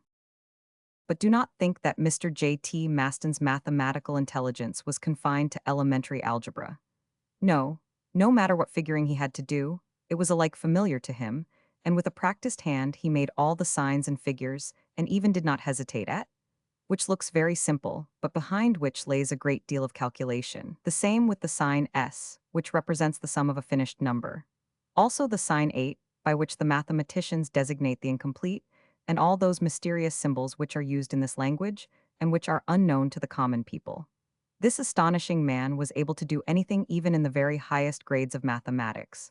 Such was J.T. Maston, and therefore it was that his associates had such perfect confidence in him when he set out to figure the most difficult problems in his audacious brain. This it was which led the Gun Club to trust him with the difficult problem of sending a projectile to the moon. And this was why Mrs. Evangelina Scorbitt, jealous of his fame, felt for him an admiration which ended in love. In this present case, that is, how to solve the conquering of the North Pole, J.T. Maston had but to begin to think and dream himself into the Arctic regions. To reach the solution, the secretary had but to undertake certain mathematical problems, very complicated perhaps, but over which in all cases he would come out ahead. It was safe to trust Mr. J.T. Maston, even where the smallest and simplest mistake would have meant a loss of millions. Never, since the time his youthful brain began to think of mathematics, had he committed a mistake, not even one of a thousandth of an inch, if his calculations were made up on the length of an object. If he had made a mistake of only the smallest amount, he would have torn his gutta-percha cap from his head. Now let us see him while engaged in his calculations, and for this purpose we must go back a few weeks. It was about a month before the publication of the circular, addressed to the inhabitants of the Old and New Worlds, that Mr. Maston had undertaken to figure out the elements of a scheme in which he had promised his associates the greatest success. For a number of years, Mr. Maston had lived at number 179 Franklin Street, one of the most quiet streets of Baltimore, far away from the center of business, for which he did not care anything, far away from the noise of the great crowd, which disgusted him. There he occupied a modest little house known by the name of Ballistic Cottage, having for his income only his pension allowed to him as a retired officer of artillery, and the salary which he received as secretary of the gun club. He lived alone, served by his Negro, Fire. This Negro was not an ordinary servant, he was rather an appreciative friend and treated his master as if he were his own brother. Mr. Maston was a decided bachelor, having an idea that being a bachelor was the only sensible way of living in the present world. He knew the proverb, "A woman can draw more with one hair than 4 oxen at the plow," and he disproved it. If he occupied his cottage alone, it was only because he wished to do so. We know that he only had to make the motion to change his solitude of one to a company of two and his small income to the income of a millionaire. He did not doubt it. Mrs. Evangelina Scorbitt would have been only too happy to. But up to this time, Mr. Maston had not been happy too, and it seemed certain that these two beings, so well made one for the other, at least this was the opinion of the tender widow, would never reach the transformation period. The cottage was a very simple one, a ground floor with a veranda and a floor over it, a small parlor and small dining room, with a kitchen and another room in an outbuilding stand at the back of the garden. Upstairs his sleeping room and his working studio, looking on the garden, and where the noise of the outer world could never penetrate. Within these walls there had been made calculations which would have made Newton, Euclid, or Laplace jealous. How different was the mansion of Mrs. Evangelina Scorbitt, situated in the richest quarter of New Park, with facade of balconies, finished in the finest architecture, half Romanesque, half Gothic, with its richly furnished apartments, its grand halls, its picture galleries, in which French artists held the highest places, its magnificent staircase, its great number of domestics, its stables, its coach houses, its garden, with the finest of flowers, statues, fountains, and the tower on the top of the building, on which the blue and gold coat of arms of the Scorbitt family was upon a glittering banner. 3 miles, 3 long miles at least separated the palace at New Park from the ballistic cottage. But a private telephone wire connected there, and in answer to "hello, hello," a conversation could be carried on between the mansion and cottage. If the persons could not look at each other, they could at least hear each other. It will astonish none to hear that time upon time, Mrs. Scorbitt began talking and ringing on the telephone to Mr. Maston when he was busily engaged with his figures. Then the calculator had to quit his work with some reluctance. He received a friendly "How do you do?" from Mrs. Scorbitt, which he answered with a grunt, which was sweetened into a kindly greeting by the distance over the telephone. After a conversation, he was glad to go back to his figures. It was on the 3d of December, after a long and last conference, that Mr. Maston took leave of his friends and members of the club to begin to do his share of the work. It was a very important work with which he had charged himself, for it was the question of figure mechanical appliance which would enable him to gain access to the North Pole, and which would allow him to make use of those large fields of snow now covered with impenetrable ice. He estimated that he needed at least a week to accomplish this mysterious calculation, exceedingly complicated and delicate to handle, involving several deep and important problems. Therefore, to avoid all unnecessary annoyance, it had been decided that the secretary of the gun club should retire to his cottage, and that he should not be disturbed by anyone. This was a great disappointment for Mrs. Evangelina Scorbitt, but she was compelled to accept it. While President Barbicane, Capt. Nichol and his associates, the Jolly Bilsby, Call Bloomsbury, Tom Hunter with the wooden legs, were all saying their goodbyes to him and wishing him success, Mrs. Evangelina Scorbitt appeared and made her last visit to Mr. Maston. "You will succeed, my dear," said she at the moment of separation. "And above all, do not make a mistake," added President Barbicane. "A mistake, he?" exclaimed Mrs. Scorbitt. "No more than God has made a mistake in putting together this world," modestly answered the secretary. Then, after shaking hands all around and after several more sighs and wishes of success and suggestions, not to make too severe a work of it, the calculator was left alone. The door of the ballistic cottage was closed, and Fire had orders to admit none, not even if the President of the United States should ask admission. During his first 2 days of seclusion, J.T. Maston thought and thought, without even touching the piece of chalk, upon the problem which he had taken on himself. He consulted certain books relative to the elements, the earth, its size, its thickness, its volume, its form, its rotation upon its axisal elements, which he had to use as the basis of his calculations. The principles of these elements which he used, and which we put before the reader, were as follows. Form of the earth, an ellipsis of revolution, the longest radius of which is 6,377,398 meters. The shortest, 6,356,080 meters. The circumference of the earth at the equator, 40,000 kilometers. Surface of the Earth, approximate estimate, 510 million of square kilometers. Bulk of the Earth, about 1,000 milliards of cubic kilometers. That is, a cube having a meter in length, height, and thickness. Density of the Earth, about 5 times that of the water. Time of the Earth on the orbit around the Sun, 365 days, 6 hours, 9 minutes, 10 seconds, 37 centimes. This gives the globe a speed of 30,400 miles traveled over by the rotation of the Earth upon its axis. For a point of its surface situated at the equator, 463 meters per second. These were the principal measures of space, time, bulk, etc., which Mr. Maston used in his calculations. It was the 5th of October, about 5 o'clock in the afternoon. It is important to mention, when this remarkable work was begun, when J.T. Maston began to work upon it.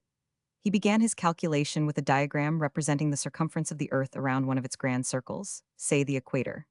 The blackboard was there, in a corner of his study, upon a polished oak easel, with good light shining on it, coming by one of the windows nearby. Small pieces of chalk were on the board attached to the stand. The sponge was near the hand of the calculator. His right hand, or rather his right hook, was all ready for the placing of figures which he was going to use. Standing up, Mr. Maston made a large round circle, which represented the world. The equator he marked by a straight line. Then in the right corner of the blackboard, he began to put the figures which represented the circumference of the Earth. 40 million. This done, he began figuring on his problem. He was so much occupied by it that he had not observed the weather without. For an hour, a storm had raved through the country, which affected all living beings. It was a terrific storm, the rain was falling in torrents, everything seemed turned upside down in nature. 2 or 3 times lightning had illuminated the scene around him. But the mathematician, more and more absorbed in his work, saw and heard nothing. Suddenly an electric bolt, attracted by the lightning outside, sparkled in his room, and this disturbed the calculator. "Well," said Mr. Maston, "if unwelcome visitors cannot get in by the door, they come by telephone. A nice invention for people who wish to be left alone. I will go to work and cut off the electric wire, so I will not be disturbed again while my figuring lasts." With this he went to the telephone and said sternly, "Who wants to talk to me? Just make it short." The reply came back, "Did you not recognize my voice, my dear Mr. Maston? It is I, Mrs. Scorbitt." "Mrs. Scorbitt, she will never give me a moment's rest," uttered Mr. Maston to himself in a low voice that she could not hear. Then he thought he should at least answer her in a polite manner and said, "Oh, is that you, Mrs. Scorbitt?" "Yes, dear Mr. Maston." "And what can I do for Mrs. Scorbitt?" asked Maston. "I want to tell you that a terrible storm and lightning is destroying a large part of our city." "Well," he replied, "I cannot help it. But I want to ask whether you have thought to close your windows?" Mrs. Scorbitt had hardly finished her sentence when a terrible thunderbolt struck the town. It struck in the neighborhood of the ballistic cottage, and the electricity, passing along the wire with which the telephone was provided, threw the calculator to the floor with a terrible force.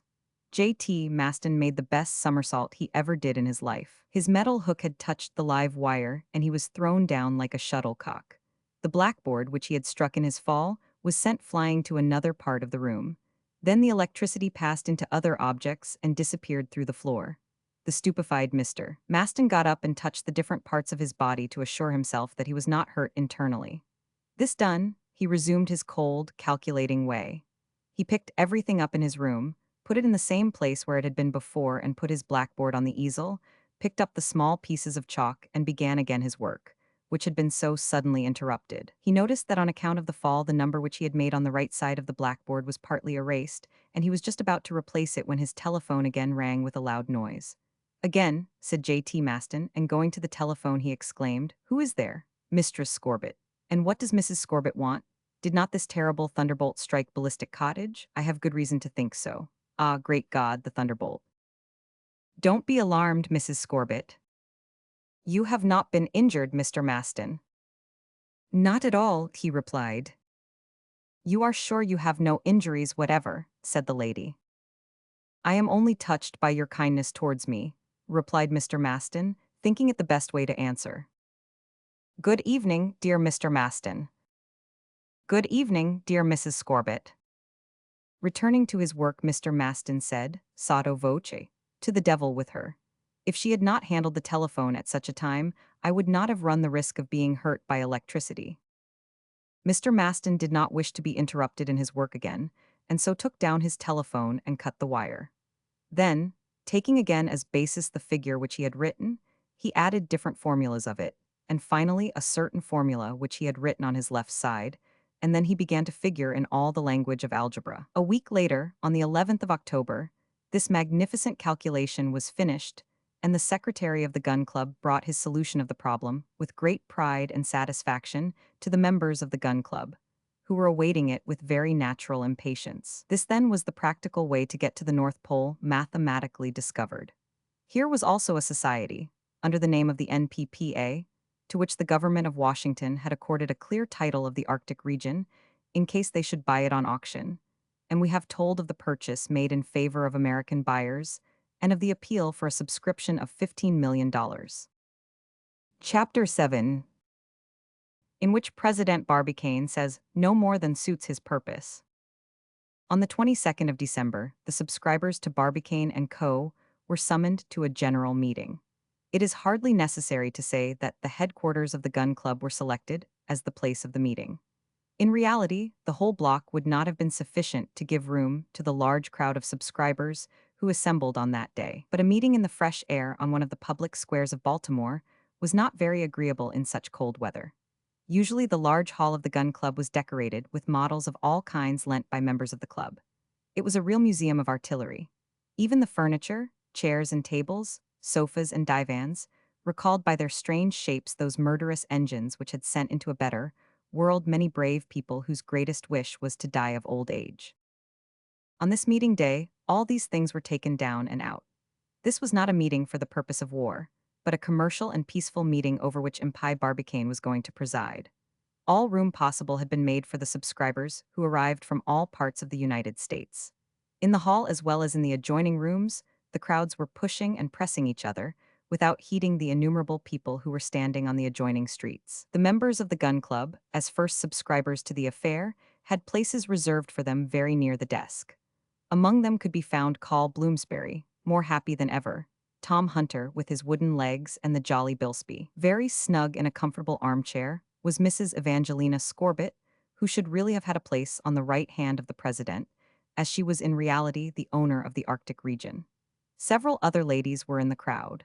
They could readily be seen by their large and much decorated hats in many different colors. The large crowd on the outside tried to push into the hall, and one might easily have thought that all the people present were not merely helpmates of the members of the gun club, but rather their personal friends. The European delegate Swedish, Norwegians, Danish, English, Dutch, and Russian occupied reserved seats, and if they had bought any stock in this society, it was only each one individually to such an extent as to justify a vote in the proceedings. After they had been so closely united in purchasing these regions, they were united now only to annoy the purchasers. It may easily be imagined what intense curiosity they had to hear the important communication which the president was about to make to them. This communication undoubtedly would throw some information on the point as to how the society would proceed to reach the North Pole. Was this not a more difficult thing than merely to make use of the coal mines? If there should be any objections to make, you may be assured that Major Donellan, backed up by his secretary, Dean Toodrink, would make them, and the other delegates would not be very slow in adding their word also. The major had firmly decided to harass and annoy his rival, Impai Barbicane, as much as he possibly could. It was 8 o'clock in the evening. The hall, the parlors, and all quarters occupied by the gun club blazed with lights which the Edison electroliers throw out. As soon as the doors were thrown open for the public, a terrible crowd jammed into the hall. But everyone became silent as the ushers announced that the Council of Administration was coming. There, on a draped platform, with a table covered with black cloth, in full sight, President Barbicane, his secretary, J.T. Maston, and his associates took their places. A triple round of cheers, followed by hearty tigers, rang through the hall and out to the adjoining streets. Very solemnly Mr. Maston and Capt. Nicholl took their seats. Then the president, who had remained standing, opened the proceedings. He put his right hand in his trousers pocket and his left hand in his vest front and began as follows. Lady and gentlemen subscribers, the Council of Administration has called a meeting in these headquarters of the Gun Club to make an important communication to you. You have learned by the circulars and through the discussions in the papers that the object of our club is to explore the large coal fields situated in the Arctic regions, which we have recently purchased, and to which we hold a title from the American government. The amount of money raised by public subscription will be used for these purposes. The success which will be attained by it surpasses belief, and the dividends your money will bring you will be unsurpassed in the commercial or financial history of this or any other country. Here applause was heard for the first time, and for a moment the orator was interrupted. You do not forget, said he, how we have proved to you that there must be vast coal fields in these regions, perhaps also fields of fossil ivory. The articles published on this subject do not allow any doubt that coal fields are there, and coal is now, the basis of all our commercial industry. Without mentioning the coal which is used every year in firing and heating, we might think of coal used for many other purposes, of which I could mention 100 different ones. It is certain that coal is the most precious substance, and will someday, on account of the large consumption of it, fail in its supply. Before 500 years have passed, the coal mines which are at present in use will have stopped giving coal. 300 years, cried one of those present. 200 years, answered another. Let us say at some time sooner or later, continued the president calmly, and let us suppose, too, that we will even discover new coal fields yet, whose coal will give out, say, at the end of the 19th century. Here he stopped to give his listeners a chance to grasp the idea. Then he began again. Therefore, we come here, subscribers, and I ask you to rise and go with me to the North Pole immediately. Everybody present got up and seemed about to rush away and pack their trunks, as if President Barbicane had a vessel ready to take them direct to the North Pole. But a remark made by Major Donellan, in a clear and loud voice, brought them back to reality and stopped them at once. Before starting, he asked, I would like to know by what means we can reach the North Pole. Either by water or land or by air, quietly answered President Barbicane. All the people present sat down, and it may readily be understood with what a feeling of curiosity. In spite of all the devotion and courage of previous explorers, the 84th parallel has thus far been the northern limit reached, and it may fairly be supposed that this is as far north as anybody will ever get by the means employed at the present day. Up to the present time, we have only used boats and vessels to reach the icebergs and rafts to pass over the fields of ice. People should not adopt such rash means and face the dangers to which they are exposed through the low temperature. We must employ other means to reach the North Pole. It could be seen by the excitement which took hold of the auditors that they were on the point of hearing the secret which has been so vigorously searched for by everyone. And how will you reach it? Demanded the delegate of England.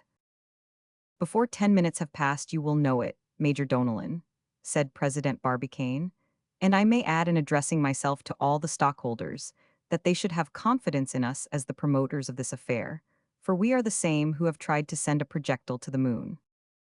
Yes, cried Dean Toodrink sarcastically, they tried to go as far as the moon, and we can easily see that they are here yet. President Barbicane ignored the interruption. Shrugging his shoulders, he said in a loud voice, Yes, ladies and gentlemen, in 10 minutes you will know what we are going to do. A murmur made up of many ahs and ohs followed this remark. It seemed to them as if the orator had said in 10 minutes they would be at the North Pole. He then continued in the following words. First of all, it is a continent which forms this Arctic region, or it is an ocean, and has Commander Nares been right in calling it Paleocrystic Ocean, which means an ocean of old ice? To this question I must answer that I think he was not right. This is not sufficient, exclaimed Eric Baldenak. It is not the question of supposing, it is the question of being certain. Well, we are certain, came the answer to this furious inquirer.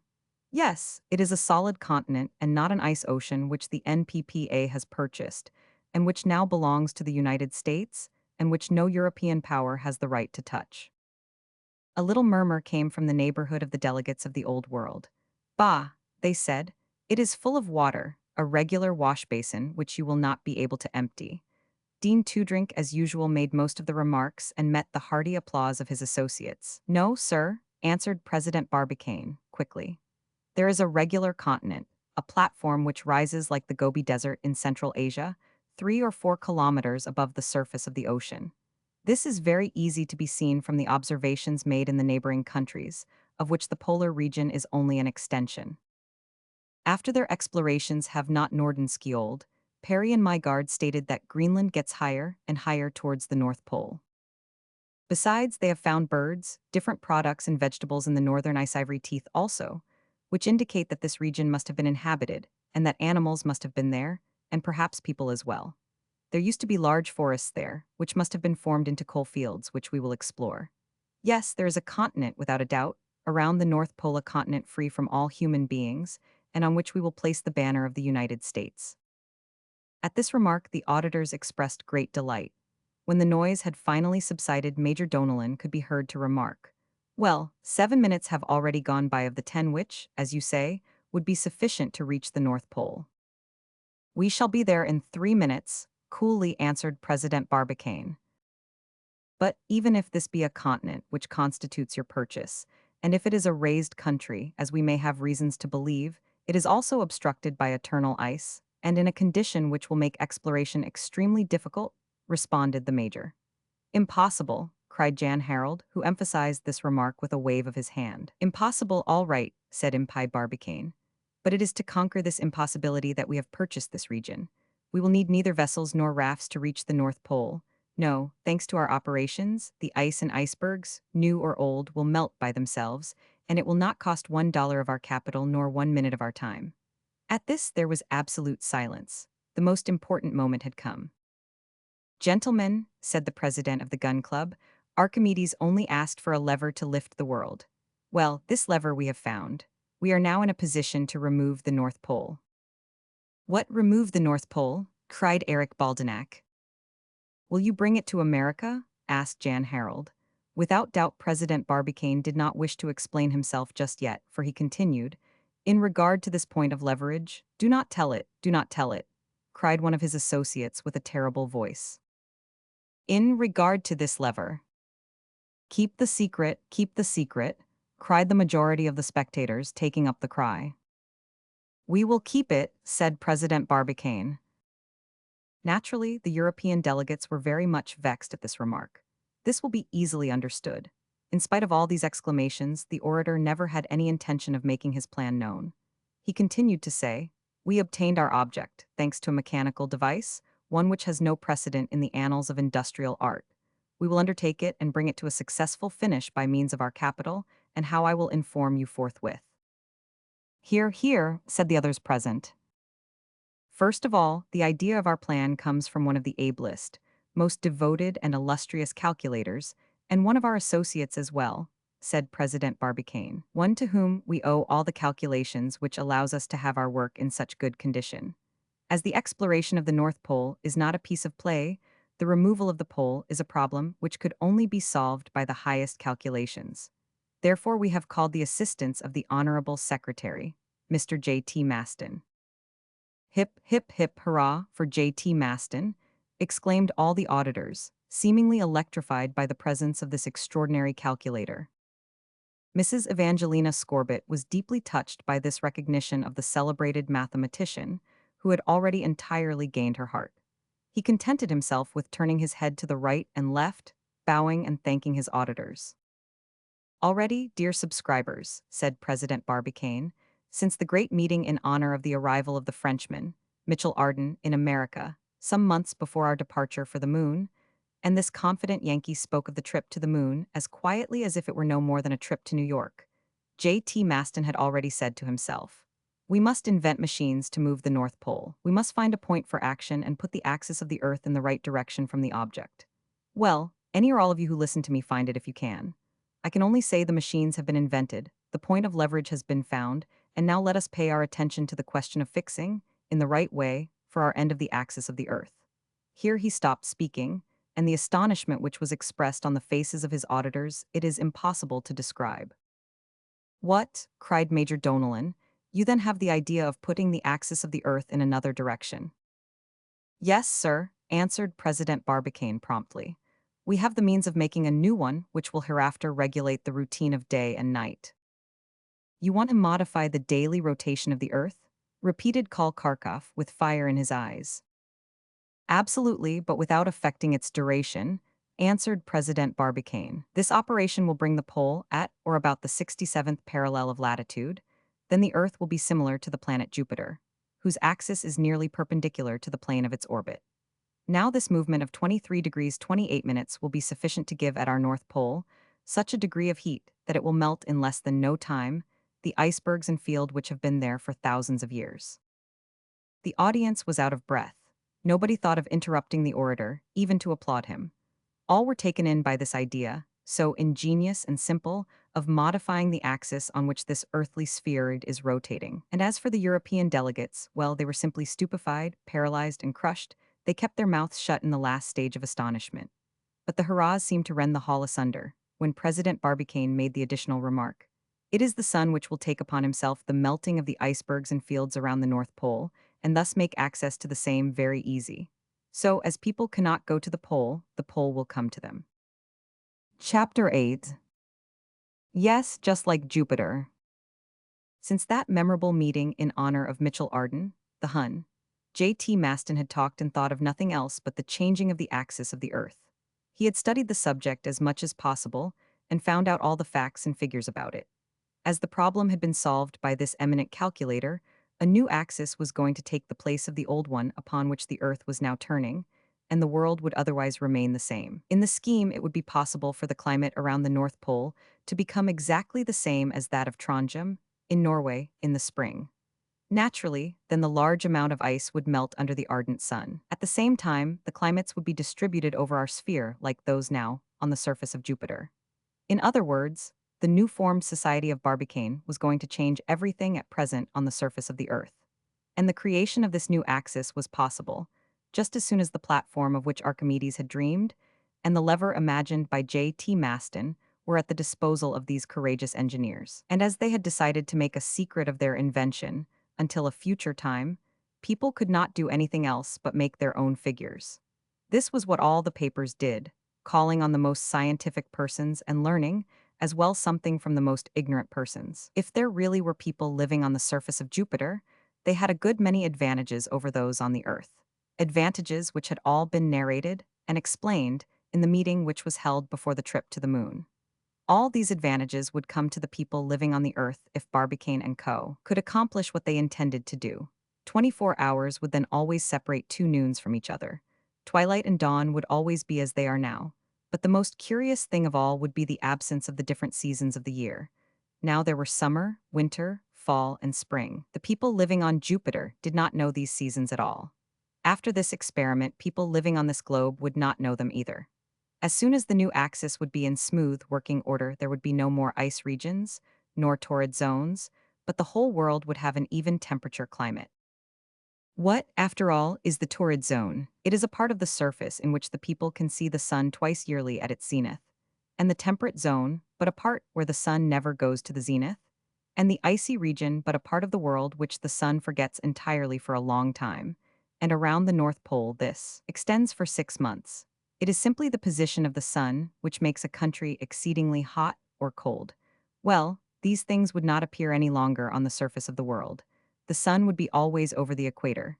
It would go down every 12 hours just as regularly as before. And among the advantages of the new method, said the friends of President Barbicane, were these that each person could choose a climate which was best for himself and his health. No more rheumatism, no more colds, no more grippe. The variations of extreme heat would not be known anymore. In short, Barbicane and Co. were going to change fixtures which had existed ever since the world was in existence. Certainly, the observer would lose a few stars and things, which he perhaps liked to look at now, and the poet would not have any longer his dreamy nights, etc. But what a great advantage it would be for the world at large. And, said certain journals, the products of the ground can be regulated so that agriculturists can give to each sort of plant life the temperature which suits it most. Other newspapers asked, will we no more have rain or storms or hail, things upon which a great deal depends in the harvest time? Undoubtedly, said the friends of Barbicane and Co. But these accidents will be more rare than they have been, as the temperature will be more even. Yes, taken in all, it will be a great advantage to humanity.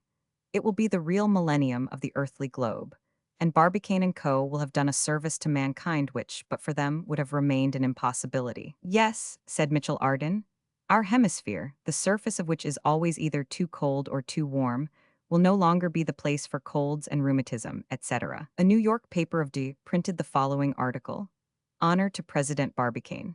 His associates and himself will not only annex a new province to our American continent, and thereby enlarge the already vast possessions of the United States, but they will make the whole world more productive and inhabitable. It will be possible then to put seed in the ground as soon as the crop had grown up and been taken out, There would be no more time lost during the winter.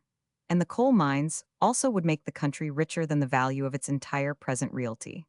Barbicane and Co. will change the whole world and put it in better condition. Thanks, then, to the people who have done this greatest of benefits to humanity. Chapter 9, in which appears the French gentleman to whom we referred at the beginning of this truthful story. Such, then, were to be the profits due to the changes which were to be wrought by President Barbicane. The earth would continue to revolve, and the course of the year would not be much altered. As the changes would concern the whole world, it was natural that they became of interest to all. In regard to the new axis which was going to be used, that was the secret which neither President Barbicane nor Capt. Nicholl nor J.T. Maston seemed to be willing to give to the public. Were they to reveal it before, or would none know of it until after the change had taken place? A degree of uncertainty began to fill the American mind. Criticisms very natural, and to be expected, were made in the papers. By what mechanical means was this project to be carried out which would bring about this change? It would necessarily demand a terrible power. One of the greatest papers at that time commented in the following article: if the earth was not turning on its axis, perhaps a very feeble shock would be sufficient to give it such a movement as might be chosen, but otherwise it would be very difficult, if not impossible, to deviate it a fixed amount. Nothing seemed more correct after having discussed the effort which the engineers of the NPPA were to make. Discussion took on the interesting turn as to whether this result would be reached insensibly or suddenly. And if the latter, would not terrible accidents happen at the moment when the change took place? This troubled scientific people as well as ignorant people. It was not agreeable to know that a blow was to be struck and not know precisely what the after effects were to be. It seemed as if the promoters of this undertaking had not fully considered the consequences, that they would be so very dangerous to the earth, and that it would not do as much good as first thought. The European delegates, more than ever angry at the loss which they had suffered, resolved to make the most of this question, and to excite the public as much as possible upon it, so as to turn feeling against the members of the Gun Club. It will not be forgotten that France had absolutely nothing to do with these delegates, as it had no intentions of buying the Arctic region.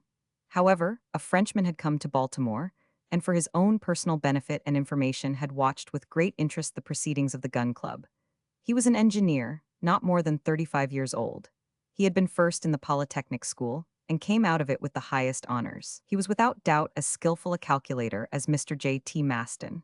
This engineer was a very intelligent young man, very original, always pleasant, and with most amiable manners. He always spoke very frankly, and used plain language, no matter whether he was speaking in earnest or in fun. He even went so far as to use slangy expressions when they served his purpose. He could sit for hours at his table and figure and calculate, making his figures and calculations as fast as he could write with a pen. His greatest pleasure, next to these difficult mathematical efforts, was in whist, which he played apparently very indifferently, not forgetting to figure out all his chances. His name was Alcide Pierdeux, but he generally signed it A. Peard and sometimes only A. Pie. He was very tall. His friends remarked that his height measured about the 5 millionth part of the quarter of the meridian, and they were not much mistaken. He had a small head, at least it looked so on his broad shoulders, but with a most lively expression on his face, and his blue eyes behind his eyeglasses twinkled merrily. This was characteristic of him, for he had one of those faces which appear merry, even when they are in sober earnest. He was at once the best scholar in his class and the best tempered. But even if his head did seem a little small on his shoulders, it is safe to say that it was filled to its highest capacity. He was a mathematician, as all his ancestors had been, but he did not study mathematics to use them in his profession, for which he never had any taste, as he disliked trade. No, he studied mathematics for themselves alone, simply to find them out more and more where there was so much unknown to man. Let us also remark that Alcide Pierdeux was a bachelor. He was as yet single, or, as he would express it, equal to 1 = 1, although his greatest wish was to get married. His friends all thought that he would marry a very charming girl, gay and spiritual. But, unhappily for him, the girl's father said that he was too smart and that he would talk to his daughter in language which she would not be able to understand. How modest and simple this father was, indeed. And for this reason, the young engineer decided to place between himself and his country the broad ocean. He asked permission to go abroad for a year and obtained it. He thought that he could not make any better use of his time than to go to Baltimore and note the actions of the NPPA, And this is how he came to be at this time in the United States. However, since he got to Baltimore, he had cared little apparently for the great undertaking of Barbicane and Co. Whether the Earth would have a change of the axis or not. What did it matter to him? He only wanted to know, and his curiosity was at the highest point to find out, by what means they were to move the Earth. He thought again and again how they would do it and had several plans in his head, and dismissed them only to consider the matter afresh. He concluded that they wanted probably to substitute a new axis, but he did not clearly see where their point of operations was to be. Then, again, he would say, "There is the daily movement. It is impossible to suppress it. How they will do it is a perfect conundrum to me." He had no idea what the plans of Barbicane and Maston were. It is to be regretted very much that their intentions were not known to him, as he would have been able to figure out the formulae in a very short time. And so it came about that, on this 29th day of December, Alcide Pierdeux was walking with his hand at his brow, pondering, about the streets of Baltimore. Chapter 10, in which a little uneasiness begins to show itself. A month had elapsed since the meeting of the Gun Club and the stockholders of the new formed society, and public opinion was getting much altered. The advantages of the change to be wrought in the axis of the earth were forgotten, and its disadvantages began to be spoken of. It was very probable, public opinion said, that a terrible catastrophe would happen, as the change could only be brought about by a violent shock. What would this catastrophe exactly be? In regard to the change of climates, was it so desirable after all? The Esquimaux and the Lapps and the Sam Eden and the Teachukchis would benefit by it, as they had nothing to lose. The European delegates were very energetic in their talk against President Barbicane and his work. To begin with, they sent information to their government. They used the cable frequently and always sent cipher messages. They asked questions and received instructions. What then were these instructions, always in cipher and very guarded? "Show energy, but do not compromise our government," said one. "Act very considerately, but do not touch the statu quo," said another. Major Donellan and his associates did not fail to predict a terrible accident. It is very evident that the American engineers have taken steps so as not to hurt, or at least as little as possible, the territory of the United States, thought Karl Boris Karkof. But how could they do it? Asked Jan Harold. If you shake a tree, do not all its branches suffer while you are shaking it? And if somebody hits you on the back, does not your whole body feel the pain? Said Jack Jansen. That is, then, what this strange paragraph of the document meant, said Dean Toodrink. That is the reason why they mentioned certain geographical changes. Yes, said Eric Baldenak. That is what we have to fear. This change will throw the sea out of its basin, and should the ocean leave its present quarters, would not certain inhabitants of this globe find themselves so located that they could not readily communicate with their fellow citizens? It is very possible that they may be brought into such a density of surrounding medium, said Jan Harold gravely, that they will be unable to breathe. We will see London at the top of Mount Blanc, exclaimed Major Donellan. And with his legs crossed and his head thrown back, this gentleman looked straight up as if the capital of his country was already lost in the clouds. In short, it became a public danger and a most annoying one. True, it was only a question of a change of 23 degrees in minutes, but this change might bring about a great movement of the oceans, as the new Earth flattened itself around the pole. Protestations were heard from all over, and the government of the United States was asked to interfere. It was best not to try the operation at all. The consequences of it might destroy this world. God has done all things well, it was not necessary to better his work, were the comments. And yet there were people light-hearted enough to make merry at the whole matter. Look at these Yankees, they said. They want to turn the earth on its axis. If the earth had shown any faults in its motion, it would be all right to better it, but it had gone on for millions of years and always as regularly as clockwork. Instead of answering such questions, engineer Alcide Pierdeux tried to find which would be the countries and directions, figured out by mathematician Maston, in which the test would take place. The exact point of the globe where the work would begin. As soon as he should know this, he would be master of the situation and know exactly the place which would be in the most danger. It has been mentioned before that the countries of the old continent were probably connected with those of the new across the North Pole. Was it not possible, it was asked in Europe, that President Barbicane and Capt. Nicholl and J.T. Maston had considered only how to save their own country from any ill consequences which might come from the shock? He was a Yankee, it was pointed out. They were all Yankees, and particularly this man Barbicane, who had created the idea of going to the moon. In any case, it was argued, the whole New World, from the Arctic regions to the Gulf of Mexico, would not have to fear anything from the shock. It is even probable, on the other hand, that America would profit immensely by it and gain some territory. Who knows what is lying in the two oceans which wash the American coast? Was it not probable that there was some valuable territory which they wished to take possession of? Ask people who never saw anything but the dark side of a question. Is it sure that there is no danger? Suppose J.T. Maston should make a mistake in his calculations? And could not the president have made a mistake when he came to put his apparatus in working order?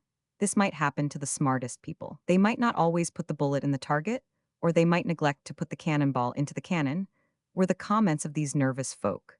This uneasiness was fomented by the European delegates. Secretary Dean Toodrink published several articles in this line, and even stronger ones were put by him in the Standard. Jan Harald put some in the Swedish journal Aftonbladet, and Boris Karkoff in a Russian journal which had a large circulation. Even in America, opinions differed. The Republicans were friends of President Barbicane, but the Democrats declared themselves against him. A part of the American press agreed with the European press. And as in the United States, the papers had become great powers, paying yearly for news about $20 million, they had great influence on the people. In vain did other journals of large circulation speak in favor of the NPPA. In vain did Mrs. Evangelina Scorbitt pay as high as $10 a line for articles showing the advantages of this invention. In vain did this ardent widow try to demonstrate that everything was perfectly correct, and that J.T. Maston could never commit an error in figuring. Finally, America took fright in the matter and was inclined to be governed by Europe. But neither President Barbicane nor Secretary Maston of the Gun Club seemed to care what was said. They did not even take the trouble to correct the different articles. They let people say what they liked and did not try to change their minds at all. They were too much occupied in preparations for the immense undertaking. It is indeed strange that the public, who were at first so enthusiastic and so certain of success, should so suddenly turn and go against this operation. Soon, however, in spite of the money Mrs. Evangelina Scorbitt spent on the matter, the president and secretary of the club came to be considered dangerous characters by the people of the two worlds. The government of the United States was asked officially by the European powers to interfere and examine the matter. The originators were to openly show their ideas and by what means they hoped to accomplish what they intended. They would have to inform the government which parts of the world would be most in danger, and, in short, tell everything which the public demanded to know.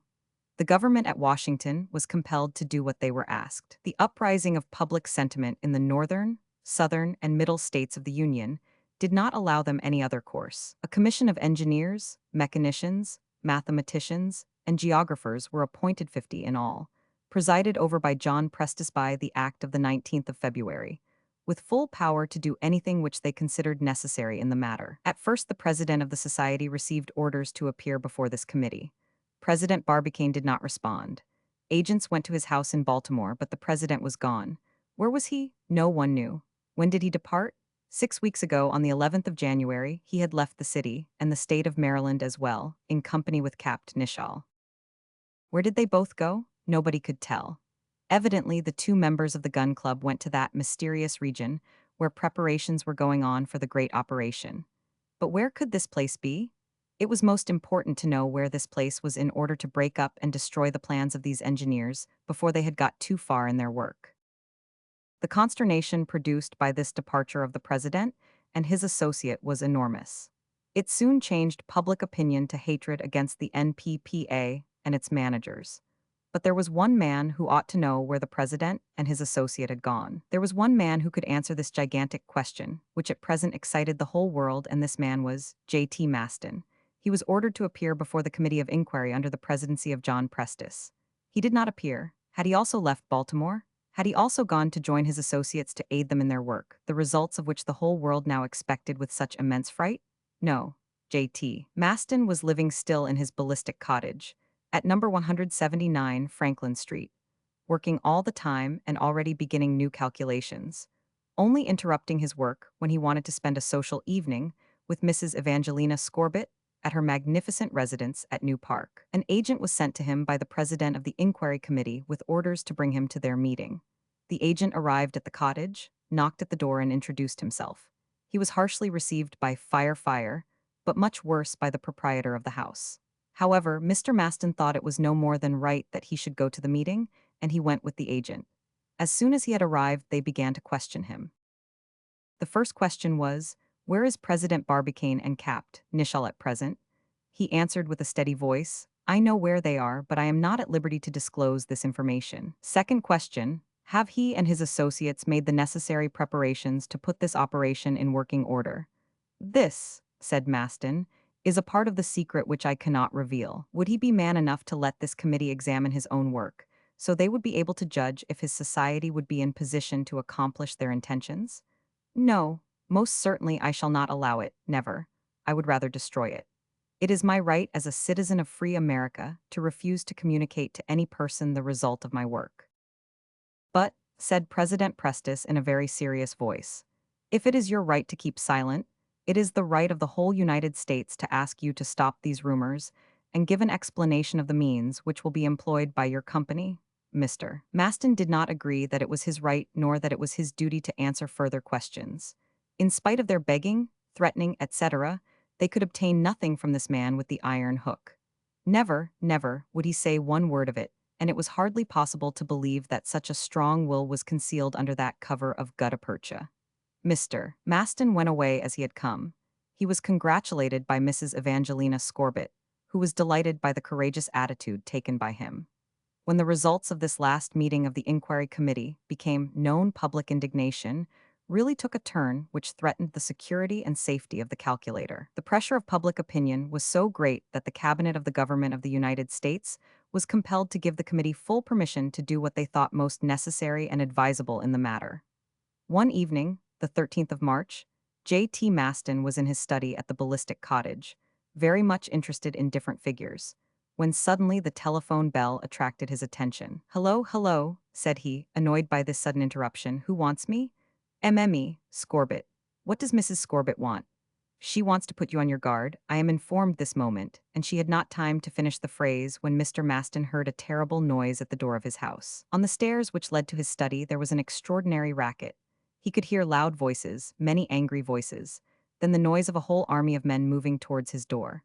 It was his servant Firefire, who was trying to keep the intruders from breaking into the house and disturbing the home of the master.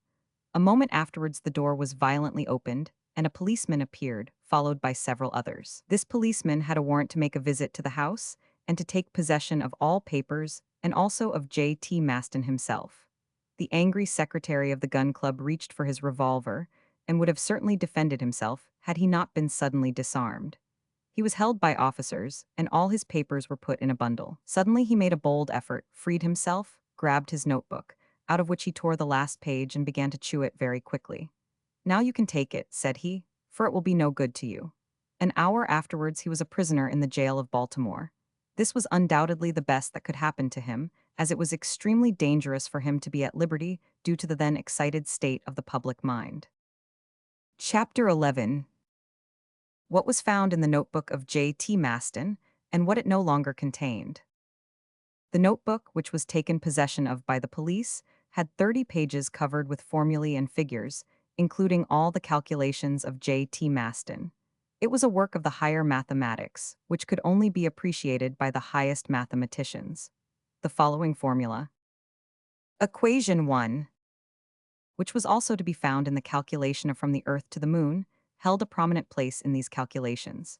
The majority of people could not understand anything of what was written in the notebook, but it would have given satisfaction to give out the results, which everyone expected with so much curiosity. And so it was that all the newspapers, and the inquiry committee as well, tried to read the formulae of this celebrated calculator. In the work of Mr. Maston were found some problems correctly executed, others half solved, etc. The calculations had been made with great exactness, and of course the inquiry committee supposed that they were absolutely correct. If the plan was carried out fully, it was seen that without a doubt the Earth's axis would be greatly changed, and that the terrible disasters which were predicted would take place with full force. The reports made by the inquiry committee to the different newspapers ran as follows. The idea followed by the Administrative Council of the NPPA, and the object of which is to substitute a new axis for the old one, is to be carried out by means of the recoil of a piece of ordnance fixed at a certain point of the Earth.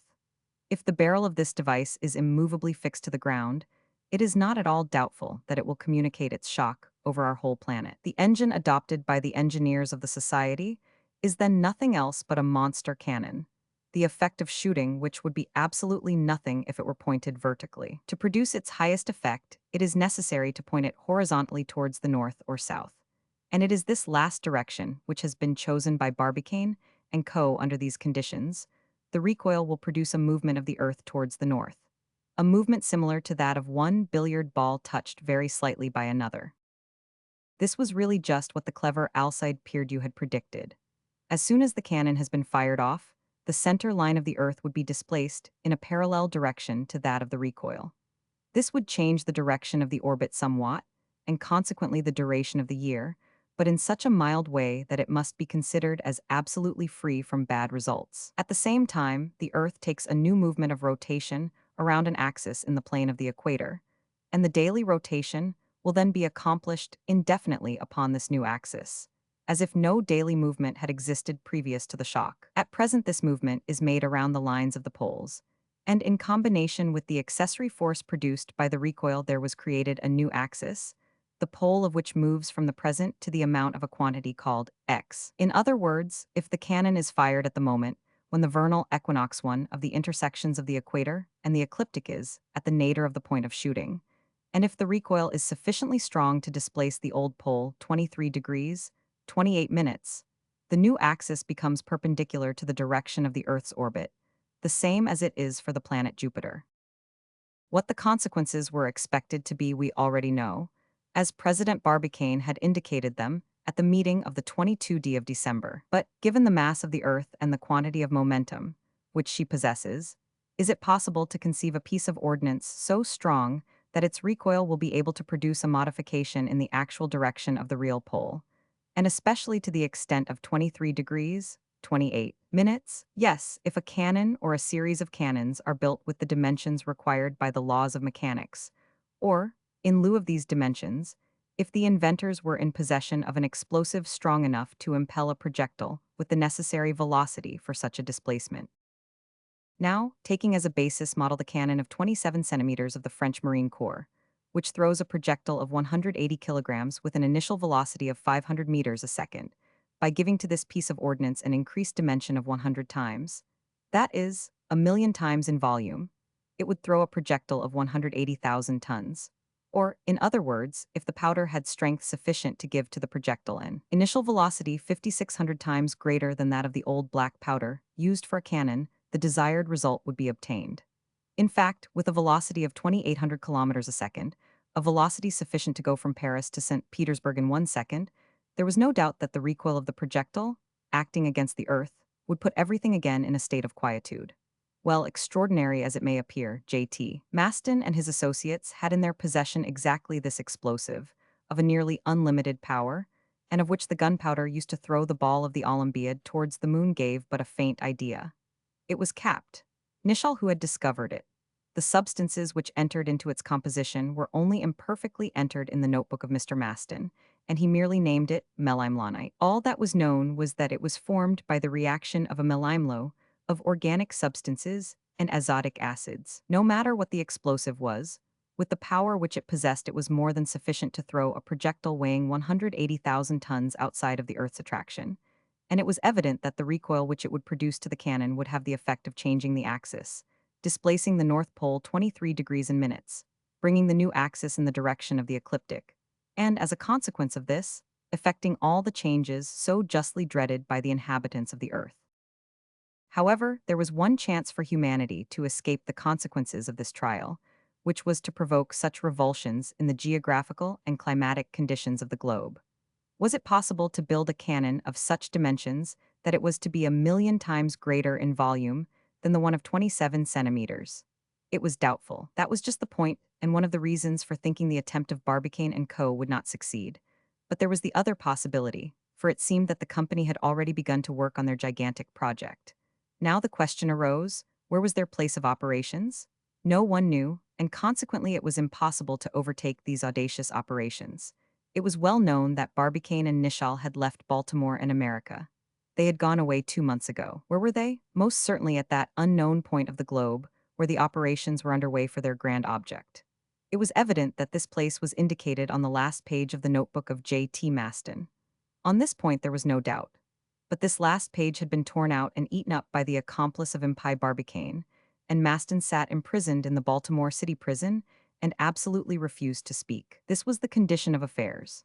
If the president succeeded in making this monster cannon, and its projectile in a word, if the operation was carried out under the above stated conditions, it would modify the Earth's axis, and within 6 months the Earth would be subject to the consequences of this audacious attempt of Barbicane, and this would come on the 22D day of September, 12 hours after the passage of the sun over the meridian of the place X.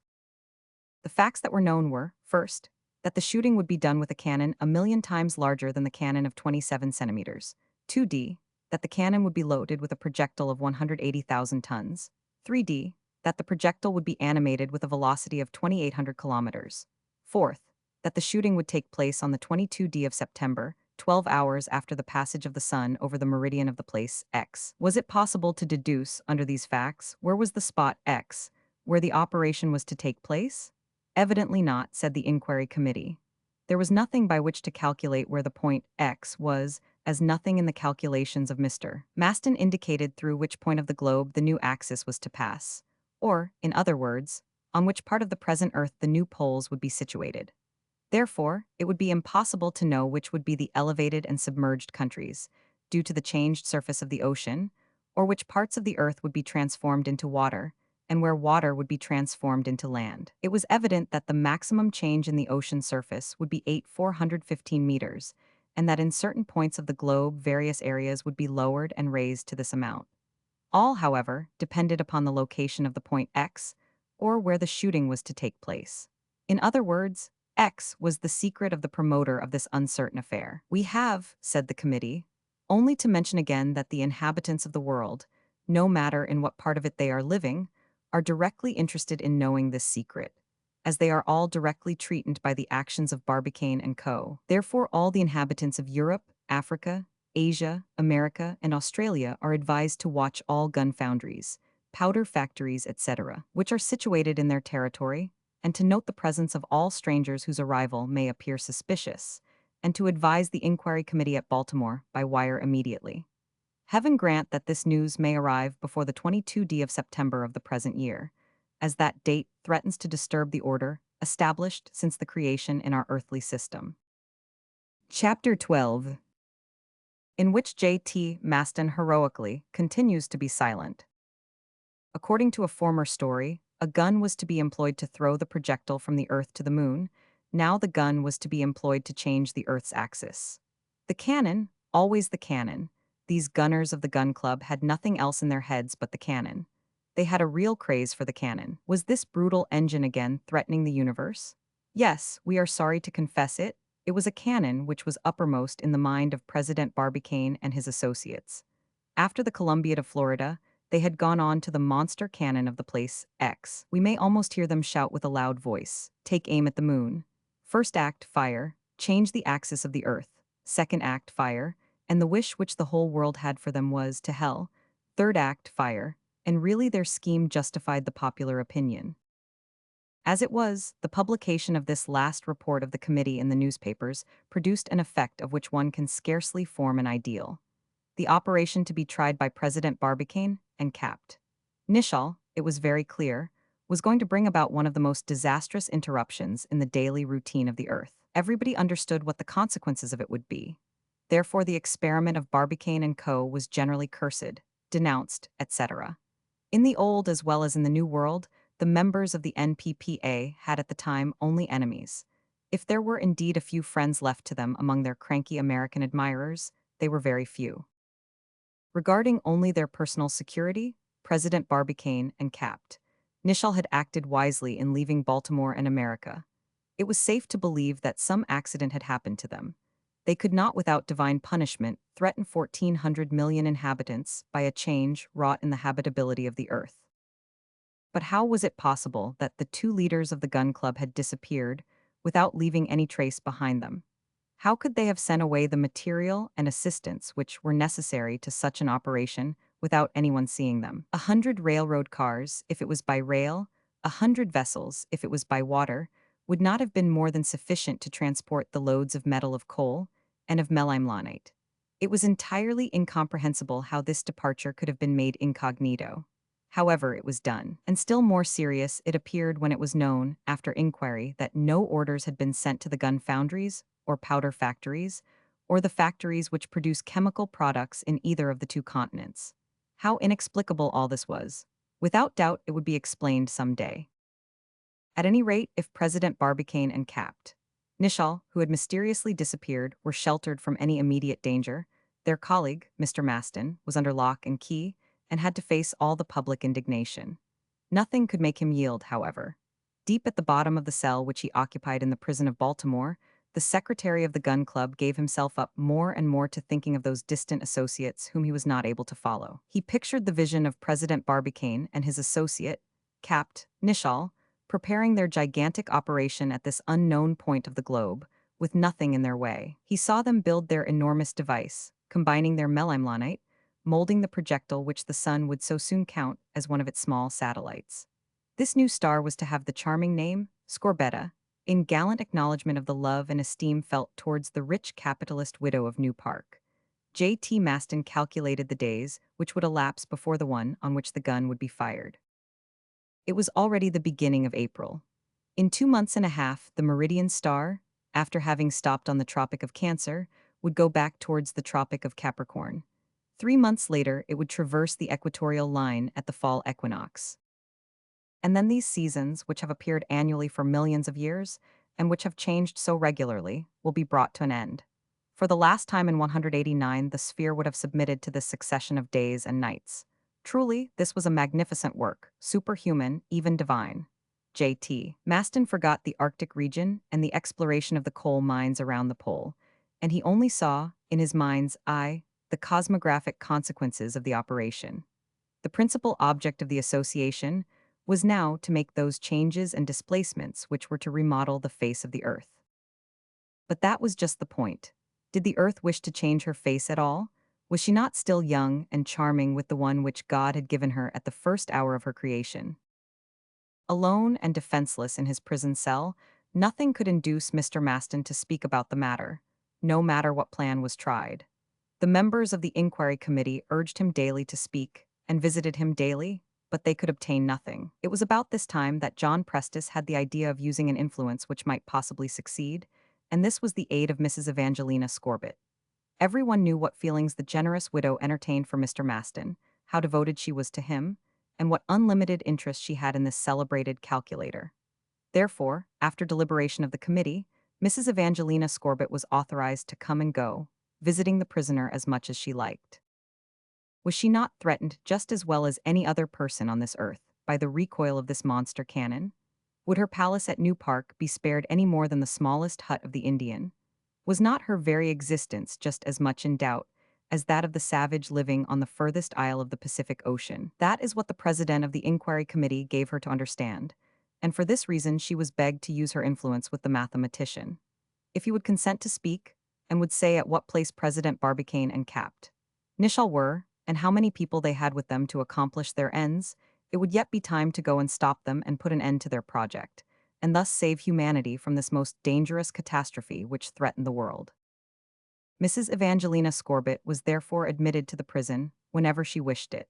She was most desirous of seeing J.T. Maston again, after he had been taken from his comfortable study at Ballistic Cottage by those rough police agents. If any impolite person had on the 9th of April put his ear at the door of his cell the first time when Mrs. Scorbett entered, he would have heard the following conversation. "Ah, at last, my dear Maston, I see you again." "You, Mrs. Scorbett?" "Yes, my dear friend, after 4 long weeks of separation." "Exactly 28 days, 5 hours and 45 minutes, answered J.T. Maston, after having consulted his watch. "Finally, we are reunited. But how did it happen that they allowed you to penetrate as far as this cell to see me, dear Mrs. Scorbett?" "Under the condition of using all my influence over you, thanks to my affection for you, in advising you to disclose the secret of the whereabouts of President Barbicane." "What, Evangelina?" cried Mr. Maston, "and you have consented to give me such advice. You have entertained the thought that I could betray my associates." "Me, dear Maston? Do you consider me so bad? Me, to sacrifice your security for your honor. Me, to persuade you to an act which would shame a life consecrated entirely to the highest speculations of pure mathematics. Bravo, Mrs. Scorbett. I see in you once more the generous patron of our society. No, I have never doubted your great heart. Thank you, Mr. Maston. In regard to myself, continued Maston, allow me to say, before telling the point of the earth where our great shooting will take place, so to speak, the secret which I have been able to keep so well, to allow these barbarians to fly and pursue our friends, to interrupt their works, which will make our profit and glory, I would rather die. Splendid, Mr. Maston, cried Mrs. Evangelina Scorbett. And these two beings, united by the same enthusiasm, crazed by it if you will, one as well as the other, were well matched in understanding each other perfectly. No, they will never know the name of the country which my calculations have designated, and the reputation of which will become immortal, said J.T. Maston. They can silence me if they like, but they will never have the secret from me. And they can kill me with you, said Mrs. Evangelina Scorbett. I will also be mute. It is lucky, dear Evangelina, that they are ignorant of your knowledge of the place. Do you believe that I would be capable of betraying it because I am only a woman? Betray my associates and you? No, my friend, no. If they should raise the whole city and country against you, if the whole world would come to the door of this cell to take you away, I shall be there too, and we will at least have one consolation: we will die together.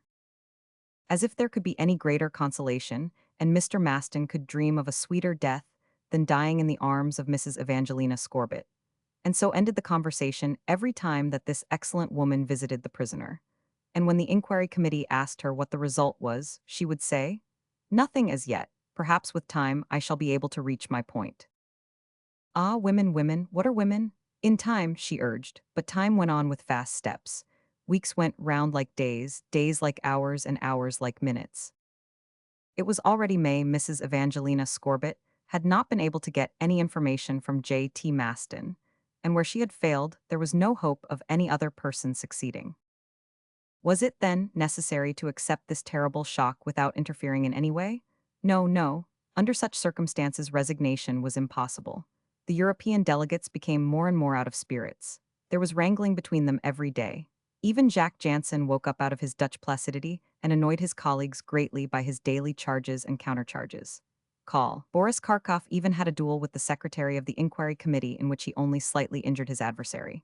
And Major Donellan, well, he neither fought with firearms nor with bare fists, quite contrary to English use, and he only looked on while his secretary, Dean Toodrink, exchanged a few blows according to prize-ring rules with William S. Forster, the phlegmatic dealer in codfish, the straw man of the NPPA, who really knew absolutely nothing of the affair.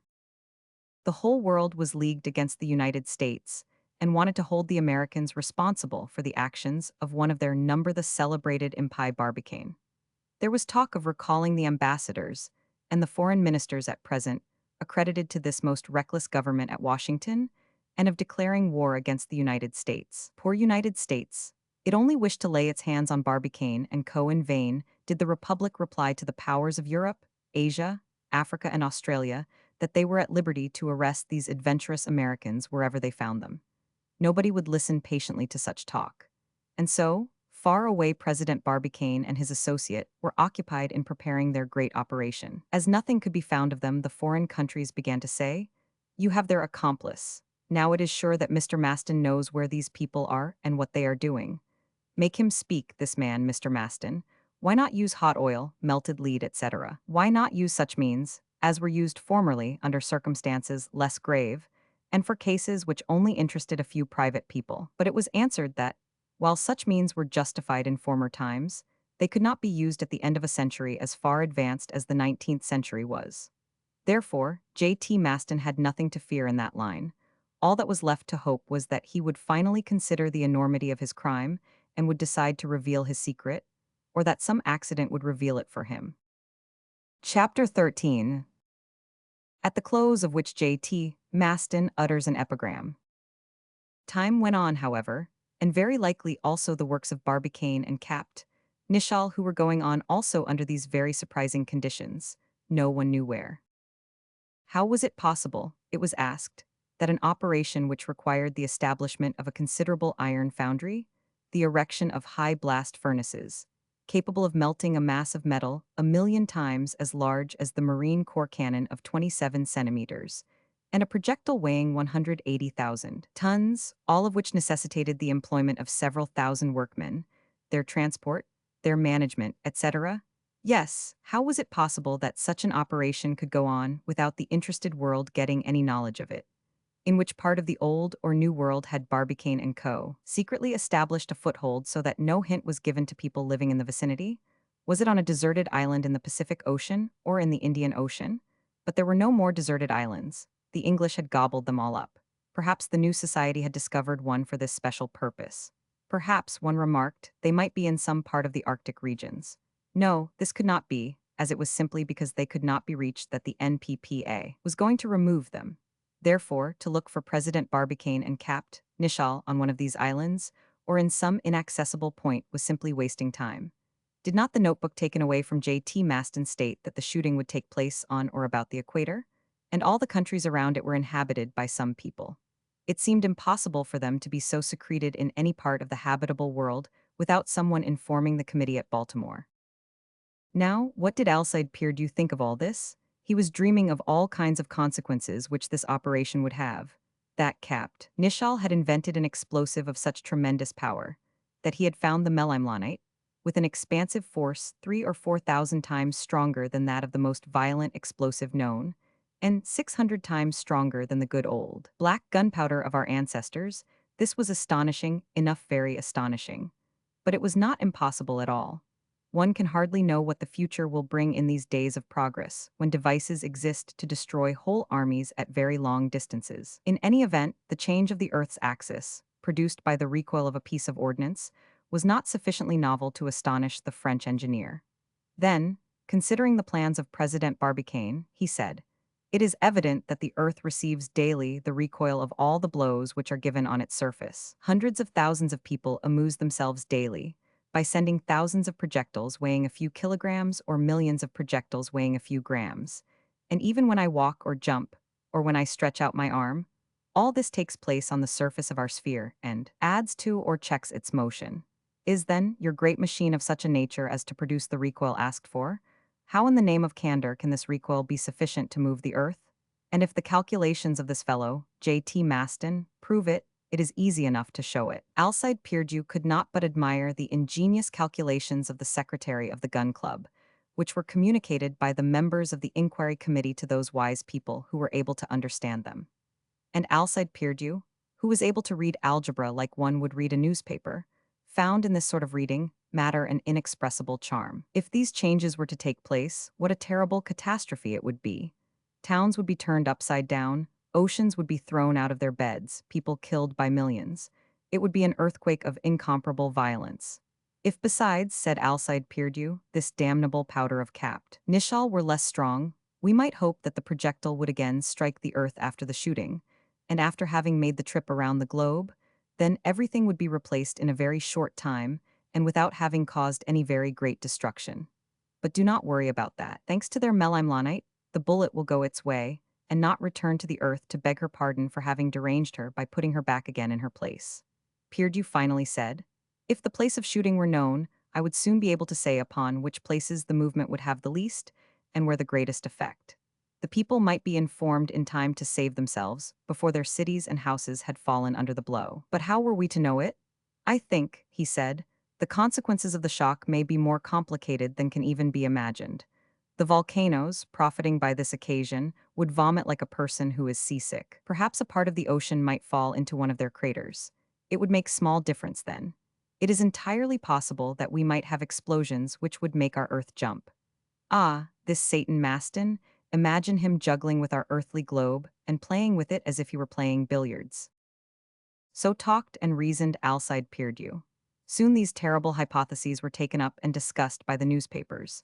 The confusion which would be the result of the scheme of Barbicane and Co. could only result in terrible accidents. And so, it happened that the nearer the day came the greater the fright which took possession of the bravest people. It was the same as it was in the year 1000, when all living people supposed that they would be thrown suddenly into the jaws of death. It may be recalled what happened at this period. According to the Apocalypse, the people were led to believe that the judgment day had come. In the last year of the 10th century, says H. Martin, everything was interrupted pleasures, business, interest, all, even the public works of the country. Thinking only of the eternity which was to begin on the morrow, provision was made only for the most necessary articles for 1 or 2 days. All possessions, real estate, castles, were bequeathed to the church, so as to acquire protection in that kingdom of heaven where all were so soon to enter.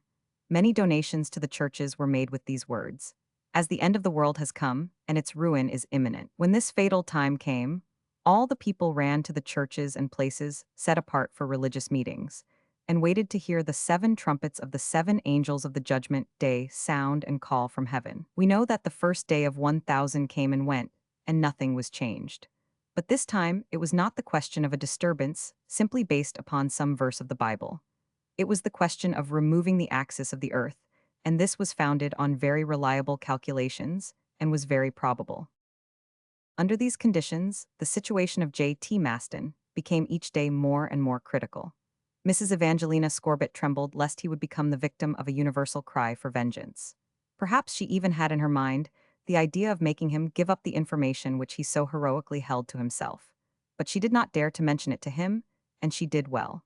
It would have been unwise for her to expose herself to the volley of rebukes he would have given her. As we may well understand, fright had taken a strong foothold in the city of Baltimore, and the inhabitants became nearly unmanageable. The excitement was increased by articles appearing in the daily papers. In any case, if J.T. Maston had been found among the crowd of people, his fate would have been soon settled. He would have been given to the wild beast. But he was content and said, "I am ready for it." No matter what happened, J.T. Maston refused to make known the situation of the X, knowing very well that if he should unveil the secret President Barbicane and Capt. Nishal would be unable to finish their work. It was an interesting struggle, this fight of one man against the whole world. It only made J.T. Maston a grander and better man in the eyes of Evangelina Scorbitt, and also in the opinion of his associates of the Gun Club. The secretary of the Gun Club became such a celebrated person that he began to receive letters, as all criminals do, from people who wished to have a few lines from the hand, which was going to turn the world over. But even if this was all very nice, it became every day more and more dangerous for our secretary. The population hung day and night around the prison, with great noise and great tumult. The enraged crowd wanted to lynch J.T. Maston. The police saw the moment would come when they would be unable to defend the prison and the prisoner J.T. Maston. Being desirous of giving satisfaction and information to the American people, as well as to the people of other countries, the government at Washington decided to put J.T. Maston before a court of justice. What other people have not been able to accomplish, the judges will not, said Alcide Pierdeux, who had after all a kind of a friendly feeling for the unhappy calculator. On the morning of the 5th September, the president of the commission went personally to the cell of the prisoner.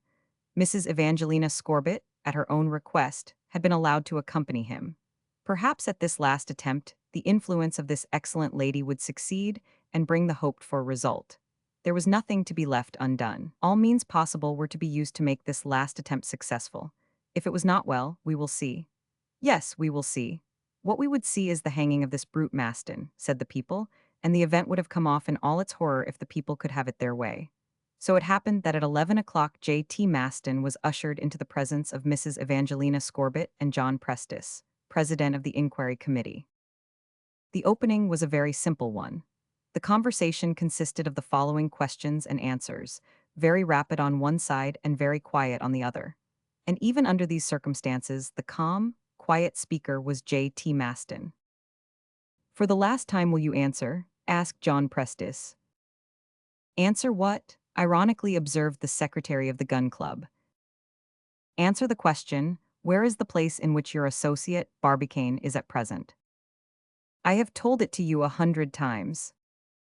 "Repeat it for the 101st time." "He is where the shooting will take place." "Where will the shooting take place?" "Where my associate Barbicane is." "Have a care, J.T. Maston." "For what?" "For the consequences of your refusal to answer, the result of which will be to prevent you from learning that which you should not know. What we have the right to know. That is not my opinion. We will bring you before the court." "Go ahead." and the jury will condemn you. What care I? And as soon as judgment is rendered, it will be executed. All right. Dear Maston, ventured Mrs. Evangelina Scorbett, whose heart nearly broke on account of these terrible threats. What you, madam, said J.T. Maston. She hung her head and was silent. And do you want to know what this judgment will be? If you wish to tell it, said J.T. Maston, that you will suffer capital punishment as you deserve. Really? That you will be hanged as sure, sir, as 2 and 2 make 4.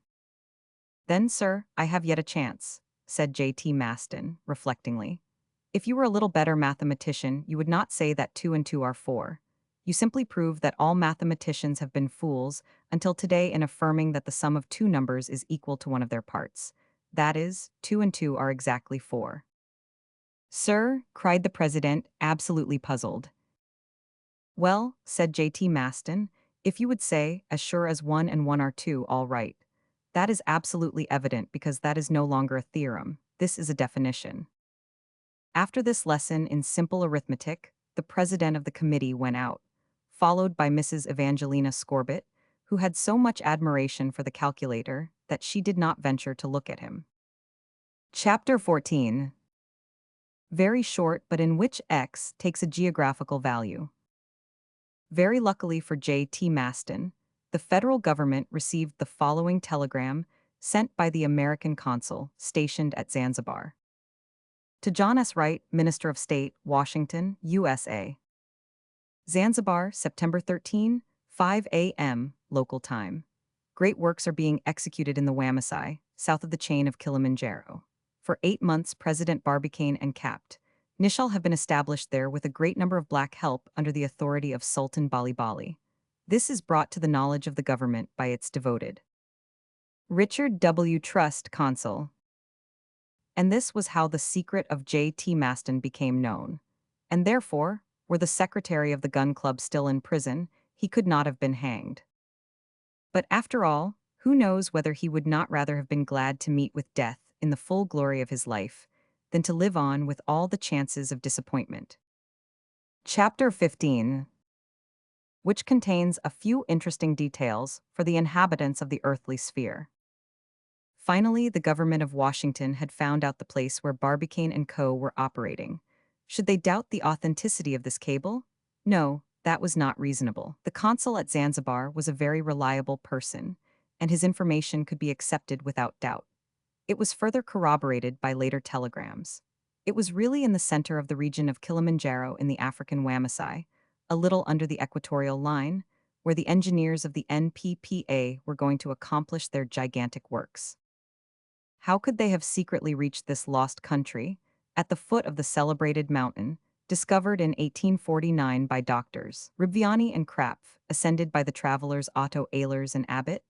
How were they able to establish their workshops there, erect a foundry and bring a large number of help, or at least enough to succeed? How had they been able to establish friendly relations with the dangerous tribes of the country and their sovereigns, as cunning as they were cruel? This we do not know, and perhaps it would never be known, as there were only a few days left before the 22d of September would arrive.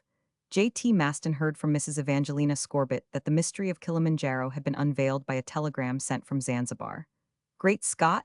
He exclaimed, sawing the air with his iron hand. Well, we do not travel by telegram yet, nor by the telephone, and in 6 days the matter will be finished. Those who saw and heard this remarkable man utter these words were astonished at the energy in the old gunner. J.T. Maston was right. There was no time left to send agents to Wamasai with orders to arrest President Barbicane. They would even have been too late had they departed from Algiers or Egypt, even from Aden, Madagascar, or Zanzibar, as they would have met thousands of difficulties in this mountainous region. And perhaps they would have met with an army composed of followers of the Sultan, who was interested in the matter.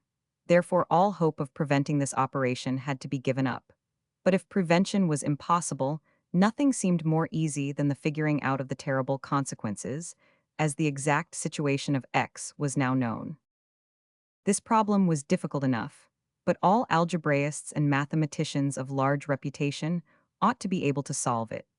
As the cable of the Consul of Zanzibar had been sent direct to the Minister of State at Washington, the federal government wanted to keep it secret at first. They wished as well that its contents were published all over the country, so that they could indicate what the results would be of this displacement of the axis and the uprising of the oceans, and thus the inhabitants of the world might learn which place of refuge was open to them, according to the section of the globe in which they lived.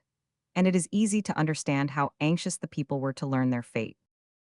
On the 14th of September, the cable dispatch was sent to the office of the observatory at Washington, with orders to figure out the final consequences upon geographical locations. 2 days afterwards, the problem was all worked out. The Old World was notified of the results by cable, and the New World by telegram.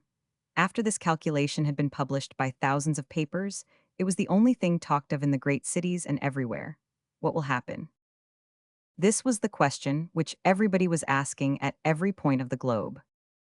The following was the notice made by the observatory at Washington. Important notice. The operation which is being tried by President Barbicane and Capt. Nicholl is as follows. The production of a recoil, on the 22nd of September, at midnight, by means of a cannon 1,000,000 times larger in volume than the cannon of 27 centimeters, throwing a projectile of 180,000 tons, with a powder giving it a velocity of 2,800 kilometers. Now, if this shooting takes place below the equatorial line, nearly on the 34th degree of latitude west of the meridian of Paris, at the foot of Kilimanjaro, and if it is directed towards the south, these are the mechanical effects which it will have on the Earth's sphere. Instantly, in consequence of the shock acting with the daily movement, a new axis will be formed, and, as the old axis will be displaced to the amount of 23 degrees and 28 minutes, according to the figures obtained by J.T. Maston, the new axis will be perpendicular to the direction of the ecliptic. Which point will the new axis start from? As the point of shooting is known, it has been easy to calculate this. In the north, the extremity of the new axis will be situated between Greenland and Grinnelland, exactly on that part of Baffin's Sea where it cuts the Arctic polar circle.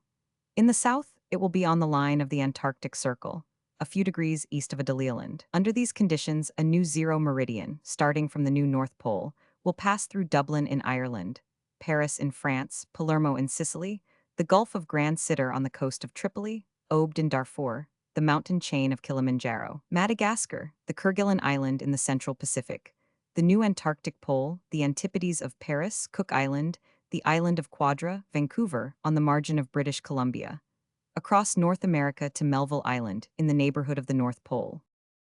In connection with this new axis of rotation, starting from Baffin's Bay in the north to Adelialand in the south, a new equator will be formed above which the sun will travel without ever changing his daily course. The equinoctial line will cross the Kilimanjaro, at Wamisai, the Indian Ocean, Goa and Chicacola, a little below Calcutta in India, Mandalay in the Kingdom of Siam, Kesho in Tonquin, Hong Kong in China, Risa Island, Marshall Island, Gaspar Rico, Walker Island. In the Pacific, the Cordilleras in the Argentine Republic, Rio de Janeiro in Brazil, the islands of Trinity and St. Helena in the Atlantic Ocean, St. Paul de Londo on the Congo, and finally it will meet again in the territories of Wamisai, back of Kilimanjaro. This new equator being thus determined by the creation of the new axis, it became possible to calculate the changes of the ocean tides, which was so important for the security of the inhabitants of the Earth.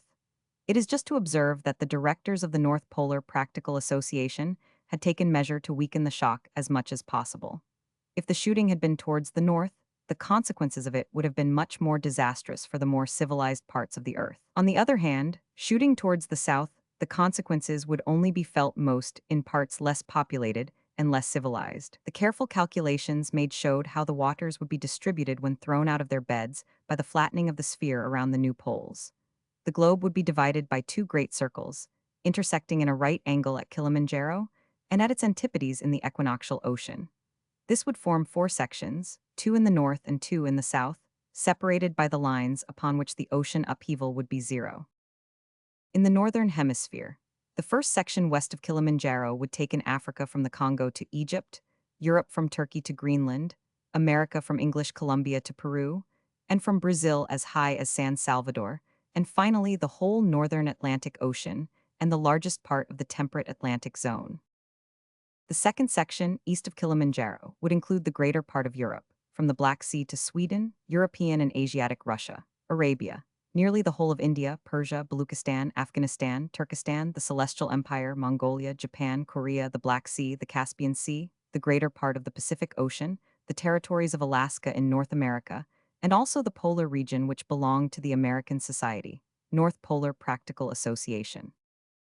The southern hemisphere would embrace the third section east of Kilimanjaro, which would include Madagascar, the islands of Marion, Kerguelen, Morris, Reunion, and all the islands of the Indian Ocean, the Antarctic Ocean as far as the New Pole, half the island of Malacca, Java, Sumatra, Borneo, the islands of Sond, the Philippines, Australia, New Zealand, New Guinea, New Caledonia, all the northern parts of the Pacific and its numerous archipelagos, nearly up to the 160th meridian. The fourth section, west of Kilimanjaro, would comprise the southern part of Africa, from the Congo to the Canal of Mozambique to the Cape of Good Hope, the southern Atlantic Ocean from Pernambuco and Lima, Bolivia, Paraguay, Uruguay, the Argentine Republic, Patagonia, the Fire Islands, the Malouine Islands, Sandwich and Shetland Islands, and the southern part of the Pacific Ocean east of the present 160th degree of latitude. These would be the four sections, separated by the line of zero in calculating the sea level changes. Now, the question was to indicate the effects produced on the surface of the four sections in consequence of the displacement of the oceans. Upon each of these sections, there was a central point on which the effect would be at a maximum, either by the oceans rising up or by the waters retiring entirely. The calculations of J.T. Maston had established without a doubt that at each of these maxima points, the greatest height obtained would be 84.15 meters. It was therefore certain that the consequences would be most severe against the security of those points through the operation carried out by Barbicane and Co. The two effects may be considered separate in their action. In two of the sections situated opposite each other in the northern hemisphere, and in the southern as well, the oceans would retreat and invade the two other sections, opposing each other in each of the two hemispheres. In the first section, the Atlantic Ocean would be nearly entirely emptied, and the maximum point of depression being nearly at the region of Bermuda, where the ground would appear, if the depth of the ocean was inferior at that point to 84.15 meters. Consequently, between Europe and America, vast territories would be discovered which the United States, England, France, Spain, and Portugal could claim according to the geographical situation, as these powers might wish to do. It must be observed that in consequence of the falling of the oceans, the air will also fall equally as much. Therefore, the barometric pressure of Europe and that of America will be modified to such an extent that cities, situated even 20 or 30 degrees from the maxima points, would only have the quantity of air which is now actually found in a height of 1 league in the atmosphere. The principal cities such as New York, Philadelphia, Charleston, Panama, Lisbon, Madrid, Paris, London, Edinburgh, Dublin, Cairo, Constantinople, Danzig, Stockholm on one side, and the cities corresponding in latitude on the other side, would keep their normal position with regard to the general level of the air. In regard to Bermuda, air would be missing there the same as it would be wanting to aeronauts who go higher than 8,000 meters. Therefore, it would be impossible to live there. The same effect would obtain in the opposite section, which would contain the Indian Ocean, Australia, and a part of the Pacific Ocean, which would be thrown partly on the southern seacoasts of Australia. The air into which they would be thrown would be very clear. There was no doubt on that point, but it would not be dense enough for human wants. These, in general, were a part of the modifications which would take place in the two sections, in which the oceans would be more or less emptied. There would undoubtedly appear new islands and mountains in such parts as the water did not entirely abandon. But if the diminution of the thickness of the air did not bring enough inconveniences to those parts of the new continents raised to the high zones of the atmosphere, what was to be the case of those parts which the eruption of waters put below the surface? We may still breathe under the diminished pressure of air below the atmospheric pressure. On the contrary, under a very few inches of water we cannot breathe at all, and this was the condition in which the other two sections found themselves. In the section northwest of Kilimanjaro, the maximum point would be at Yakutsk in Siberia. From this city submerged 415 meters under the water, less its present actual altitude, the liquid mass, decreasing, would extend to the neutral lines, drowning the greater part of Asiatic Russia and of India, of China, of Japan, and of American Alaska to the Bering Sea. in regard to St. Petersburg and Moscow on one side, and Calcutta, Bangkok, Saigon, Pekin, Hong Kong, and Yedo on the other side. These cities would disappear under a cover of water sufficient to drown all Russians, Hindus, Siamese, Cochin Chinese, Chinese, and Japanese, if they did not have time to emigrate before the catastrophe. In the section southeast of Kilimanjaro, the disasters would be equally marked. This section is in a great part covered by the Atlantic and Pacific Oceans, the level of which would raise 8415 meters at the archipelagos of the Azores. All this vast area would disappear under this artificial deluge, among others the angle of southern Africa from Guinea and Kilimanjaro to the Cape of Good Hope, and the triangle of South America formed by Peru, central Brazil, Chile, and the Argentine Republic, as far as Terra del Fuego and Cape Horn. The Patagonians, high as they are located, would not escape this immersion, and would not even have opportunity of taking refuge on that part of the Andes, as the highest points of that range would not be visible at all in this part of the globe. This, then, must be the result, the lowering of the upper and raising of the lower sections, and an entirely new surface to the oceans, produced by the coruscations in the surface of the Earth's sphere. Such were the happenings which would result, and against which the people of this world had no help if they could not promptly stop Barbicane and Co. in their criminal attempt.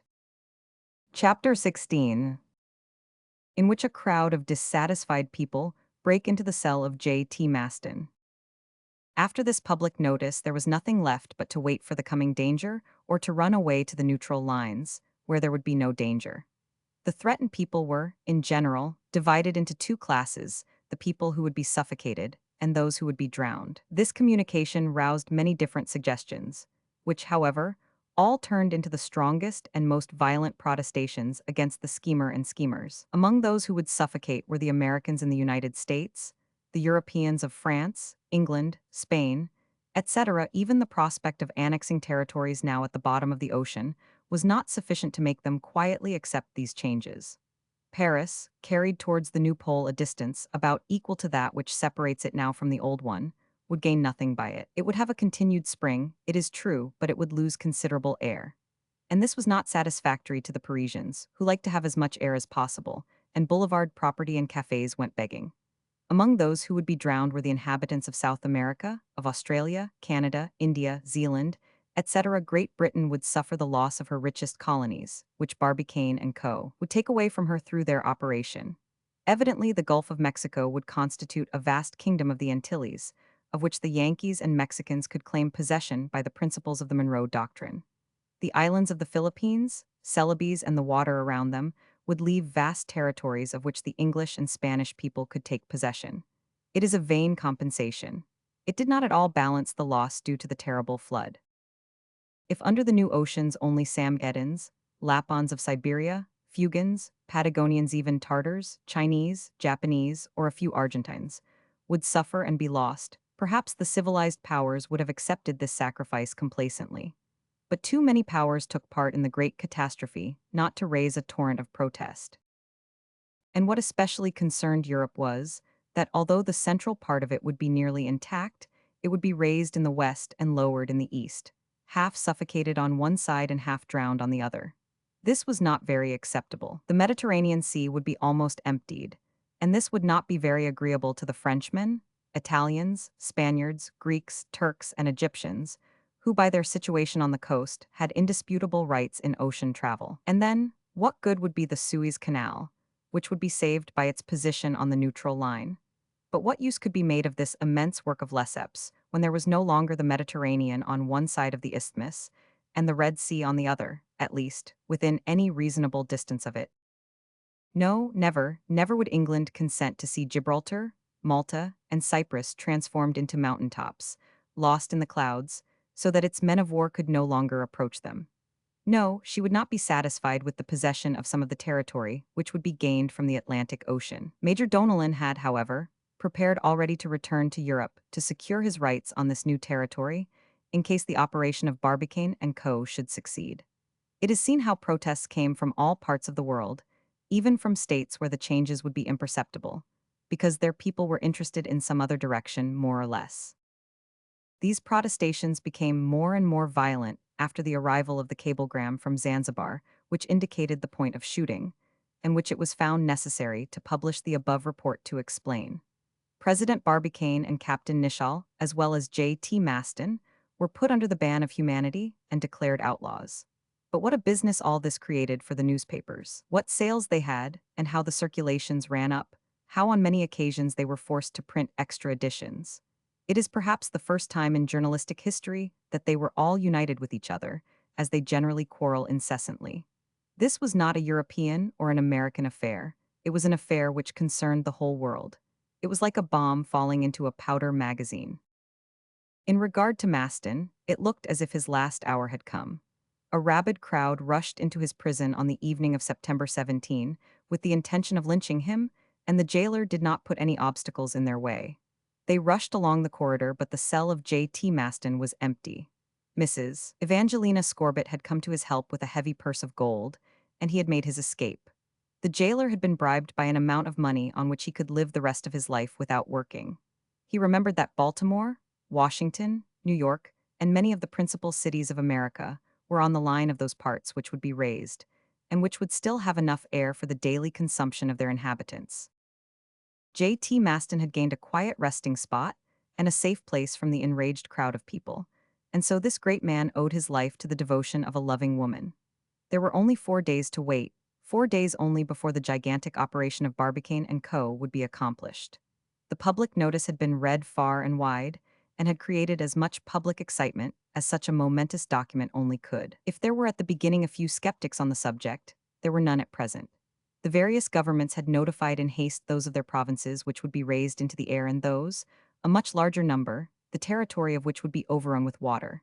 In consequence of this advice sent by telegraph over the 5 continents of the world, an emigration began such as had never been seen before. Every race was represented, white, black, brown, yellow, etc., in one chromatic procession. Unhappily, time was wanting for all to secure safety.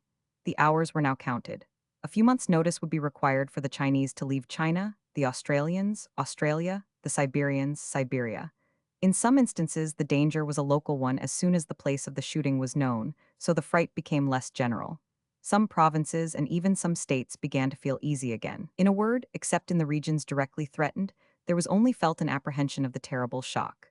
And during all this time, Alcide Pierdeux was saying to himself, how in the wide world can President Barbicane make a cannon 1,000,000 times larger than that of 27 centimeter? This Maston, I would like very much to meet him, to have with him a talk upon this subject.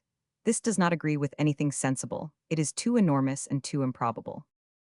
Be this as it may, the failure of the operation was the only hope which was left for certain parts of the world to escape more terrible destruction. Chapter 17. What had been done at Kilimanjaro during 8 months of this memorable year. The country of Wamasai is situated in the eastern part of Central Africa, between the coast of Zanzibar and the regions of the large lakes, where the Victoria Nyanza and the Tanganyika form a great interior ocean. The part best known is that which has been visited by the Englishman Johnston, Count Tekeli, and the German Dr. Mayer. This mountainous land is under the sovereignty of Sultan Bali Bali, whose people consist of 30,000 or 40,000 Negroes. 3 degrees below the equator is situated the chain of Kilimanjaro, which here reaches its greatest altitude. Among other peaks is the Mount of Kibo, with an altitude of 5704 meters. The important ruler of this region has under his domination towards the south, north, and west the vast and fertile plains of Wamasai, which stretch from the lake of Victoria Nyanza across the province of Mozambique.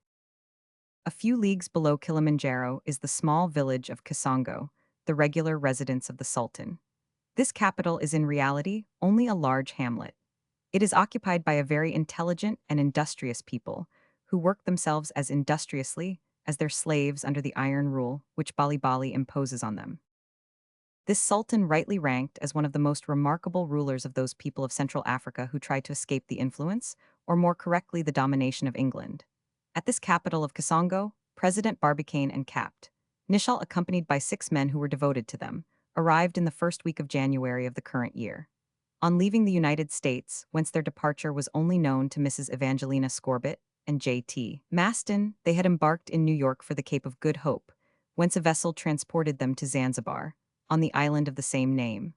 Their bark, secretly chartered by the Sultan, brought them to the port of Mombas, on the African border on the other side of the channel. An escort sent by the Sultan waited for them at this port, and after a hard voyage nearly 100 leagues across this terrible region, obstructed by forests, deep marshes, etc., they arrived at the royal residence.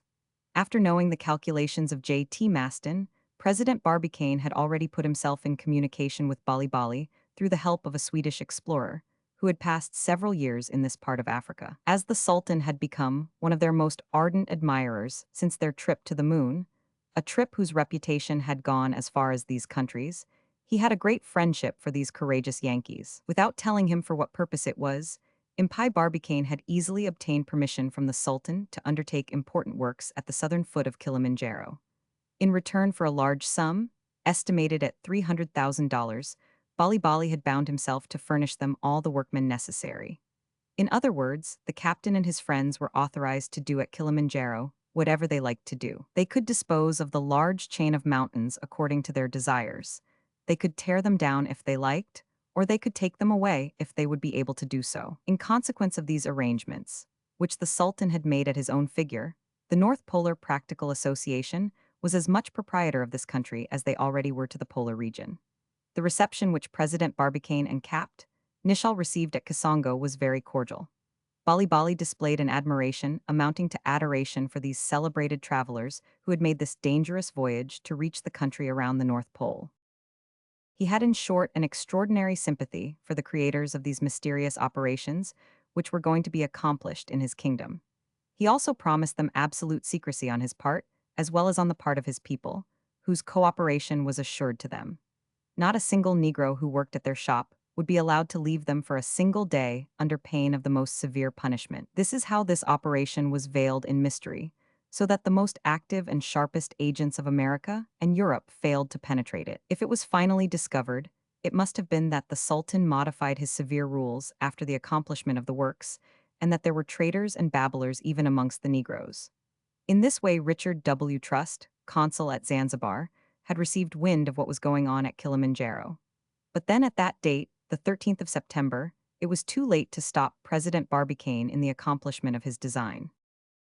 And now, why had Barbicane and Co. chosen the Wamasai for the theater of their operations?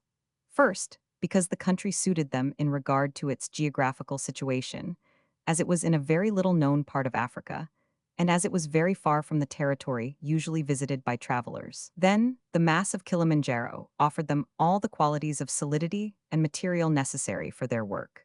And, moreover, on the surface of this country were found the raw materials which they needed in a condition very easy to handle. A few months before leaving the United States, President Barbicane had learnt from the Swedish explorer that at the foot of Kilimanjaro iron and coal were plentiful on the ground. No mines to dig into, no fields to explore 1,000 feet deep in the earth's shell. Iron and coal were so plentiful even for this great undertaking that they only had to stoop down to pick it up. In other words, there existed in the neighborhood of this mountain enormous fields of nitrate of soda and of iron pyrites, which were necessary for the manufacture of melimlanite. President Barbicane and Capt. Nicholl had taken with them only 10 people, of whom they were absolutely sure, and no one else. These 10 men had to supervise the 10,000 Negroes put at their disposal by Bali, and to them was given the task of manufacturing the monster cannon and its not less monster projectile.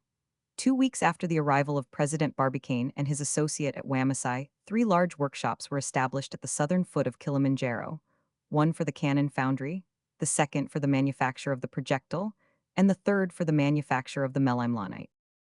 Now, first of all, how had Barbicane and Co. met the problem of manufacturing a cannon of such colossal dimensions? We will see and understand at the same time that the difficulty of creating such a device was not easily comprehensible by the inhabitants of the world.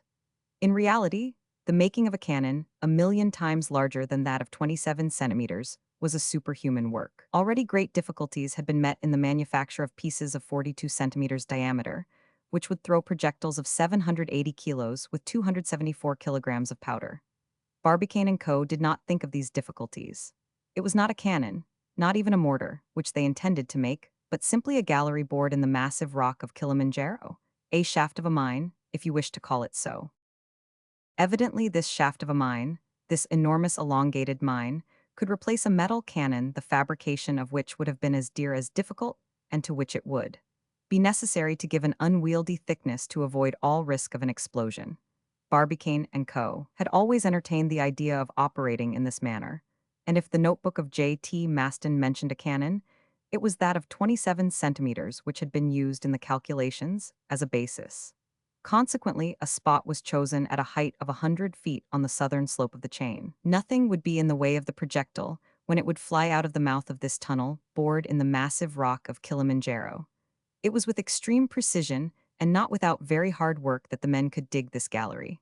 But Barbicane and Co. could readily make perforations with simple machines put in action by means of compressed air, which was secured by using the powerful falls of water from the mountains. In the holes bored through the headings of the shaft were placed charges of melimlanite, and nothing more was necessary than this violent explosive to shiver the rock, extremely hard as it was. The thousands of workmen, led by their 10 co-operators under the general direction of Barbicane and Co., labored with a great deal of zeal and intelligence to bring the work to a speedy end.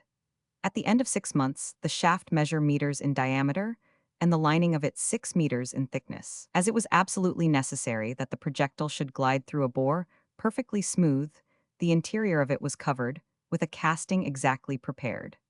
In reality, this part of the work was very similar to that of the celebrated Columbiad of Moon City, which had sent the projectile to the moon. But such work as this is impossible to the ordinary engineers of this world at present. As soon as the boring was finished, the workmen pushed on with the work at the second workshop. At the same time that this metallic lining was being made, they were also employed at making the enormous projectile. For this operation, it was necessary to obtain a cylindrical mass which would weigh 80 million kilograms, or 180,000 tons. It must be understood that there was never any idea of melting this projectile in one single piece. It had to be manufactured in 1,000-ton pieces, which would be hoisted one after the other into the shaft and put in place over the chamber where the melimlanite was stored. After having been jointed each to the other, these pieces would form a compact whole, which would fit the sides of the tubular lining. In regard to the construction of the massive furnaces to effect the melting of the metal, there was met perhaps the greatest difficulty. 10 furnaces of 10 meters each in height were at the end of a month in working order and able to produce each 180 tons per day. This would be 1,800 tons for 24 hours 180,000 tons after 100 work days. In regard to the third workshop, made for the manufacture of the melimlanite, the work was easily done, but under such secret precautions that the composition of this explosive it has not been possible to state perfectly. Everything went along splendidly. It could not have been possible to have met with more success in any factory. One would hardly expect to escape an accident of some sort on a 300,000 franc job. It is easily understood that the Sultan was delighted. He followed the operation with indefatigable interest, and the presence of His Majesty helped greatly to make these Negroes work as hard as possible. One day Bali Bali asked what all these operations were going on for. He received his reply from President Barbicane. "It is a work," said he, "which will change the face of the earth, a work which will bring the greatest glory on the greatest sultan of all the Eastern kings." By the 29th of August, the works were entirely finished. The shaft was bored to the wished-for point. It was provided with a smooth bore of 6 meters diameter. At the bottom of the shaft were placed the 2,000 tons of melimlanite. Then came the projectile, 105 meters long. After deducting the space occupied by the powder and projectile, there remained centimeters before the muzzle was reached, which secured all the effect possible by the recoil produced by the expansion of the gas. Now, the first question which might come up was, would the projectile deviate from the trajectory assigned to it by the calculations of J.T. Maston? In no way, for the calculations were absolutely correct. They indicated to what extent the projectile would deviate to the east of the meridian of Kilimanjaro because of the rotation of the Earth on its axis, and what would be the form of the curve which it would describe because of its enormous initial velocity. Secondly, would it be visible during its course? No, because in going out of the shaft it would be thrown in the shadow of the Earth, and it could not be seen, for in consequence of its low trajectory, it would have a very sharp angle of velocity compared with the Earth's course. In fact, Barbicane and Capt. Nicholl could well be proud of their work, which had so far succeeded in its every detail. Why was J.T. Maston not there to watch this great operation, founded on the figuring which he had done? And who was it that kept him so far away, so very far, when this terrible detonation would wake the echoes as far as the furthermost horizon of Africa? Thinking of him, his two associates did not know that the secretary had been compelled to keep away from Ballistic Cottage after having got out of prison and hidden himself in a safe place away from the savage people. They did not know to what extent indignation had been roused against the engineer of the NPP. They did not know that they, too, would have been burnt or hanged and tortured to death if it had been possible to have reached them. Really, they ought to have been glad that at the moment when the shooting would take place, they would only be saluted by the cries of this Negro people of Eastern Africa. Well, at last, said Capt. Nishal to President Barbicane, when on the 22nd of September they were standing before their finished work. Yes, at last, said Impi Barbicane. What a chance it was that placed at our disposition this admirable Melimlanite, said Capt. Nishal, which will make you the most illustrious person on the earth, Nishal. Without doubt, Barbicane, modestly answered Capt. Nishal. But do you know how much it would have been necessary to dig out Kilimanjaro, if we only had gun cotton equal to that which threw our projectile to the moon? How much, Nishal? 180 galleries, Barbicane. Well, we would have digged them, Captain. And projectiles of 180,000 tons. We would have melted them, Nishal. It was useless to expect reasonable conversation between two persons of this type. But after they made the trip to the moon, what would they not be capable of? On the very same evening, only a few hours before the minute when the gun was to be fired, and while President Barbicane and Capt. Nishal were congratulating themselves, Alcide Pierdeux, closeted in his studio at Baltimore, uttered a cry of hurrah, as if he were crazy. Then, suddenly getting up from the table, which was covered with figures and calculations, he cried out, "Ah, what a fool Maston is! What a stupid fellow! His whole problem will go in the soup. Christopher Columbus. Why did I not see this before? If I only knew where he was at this moment, I would invite him to have supper with me and to sip a glass of champagne at the very moment when they are going to fire off the gun." And after these and many exclamations which he generally used in playing whist, he said, "Oh, the old fool! Without a doubt he must have been dull when he made his calculations for this affair of Kilimanjaro. He will find it very necessary to make another. Oh, what a fool with his cannon." Chapter 18, in which the population of Wamasai assembled to hear President Barbicane say, "Fire," to Capt. Nishal. It was in the evening of the 22nd of September, that memorable date which public opinion credited with an influence as unlucky as that of the 1st of January of the year 1000. 12 hours after the sun had passed the meridian of Kilimanjaro, that is at midnight, Capt. Nishal was to touch off the terrible cannon.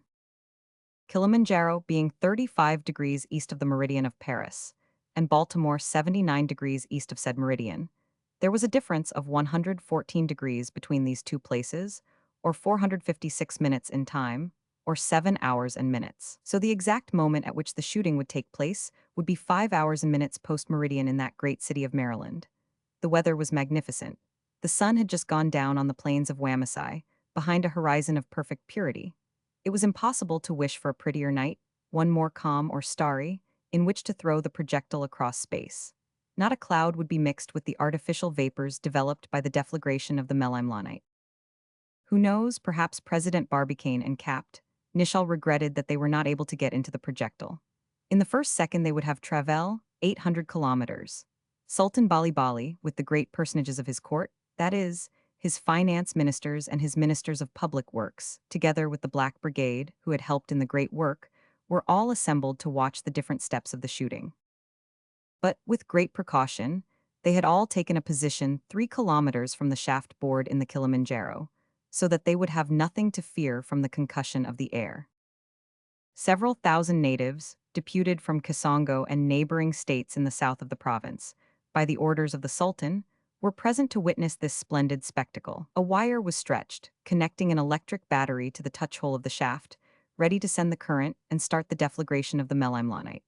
As a preliminary, an excellent meal had been served at the table of the Sultan for his American guests and the persons of his court, all at the expense of Bali Bali, who did everything very grandly as long as he was reimbursed by the members of the firm of Barbicane and Co.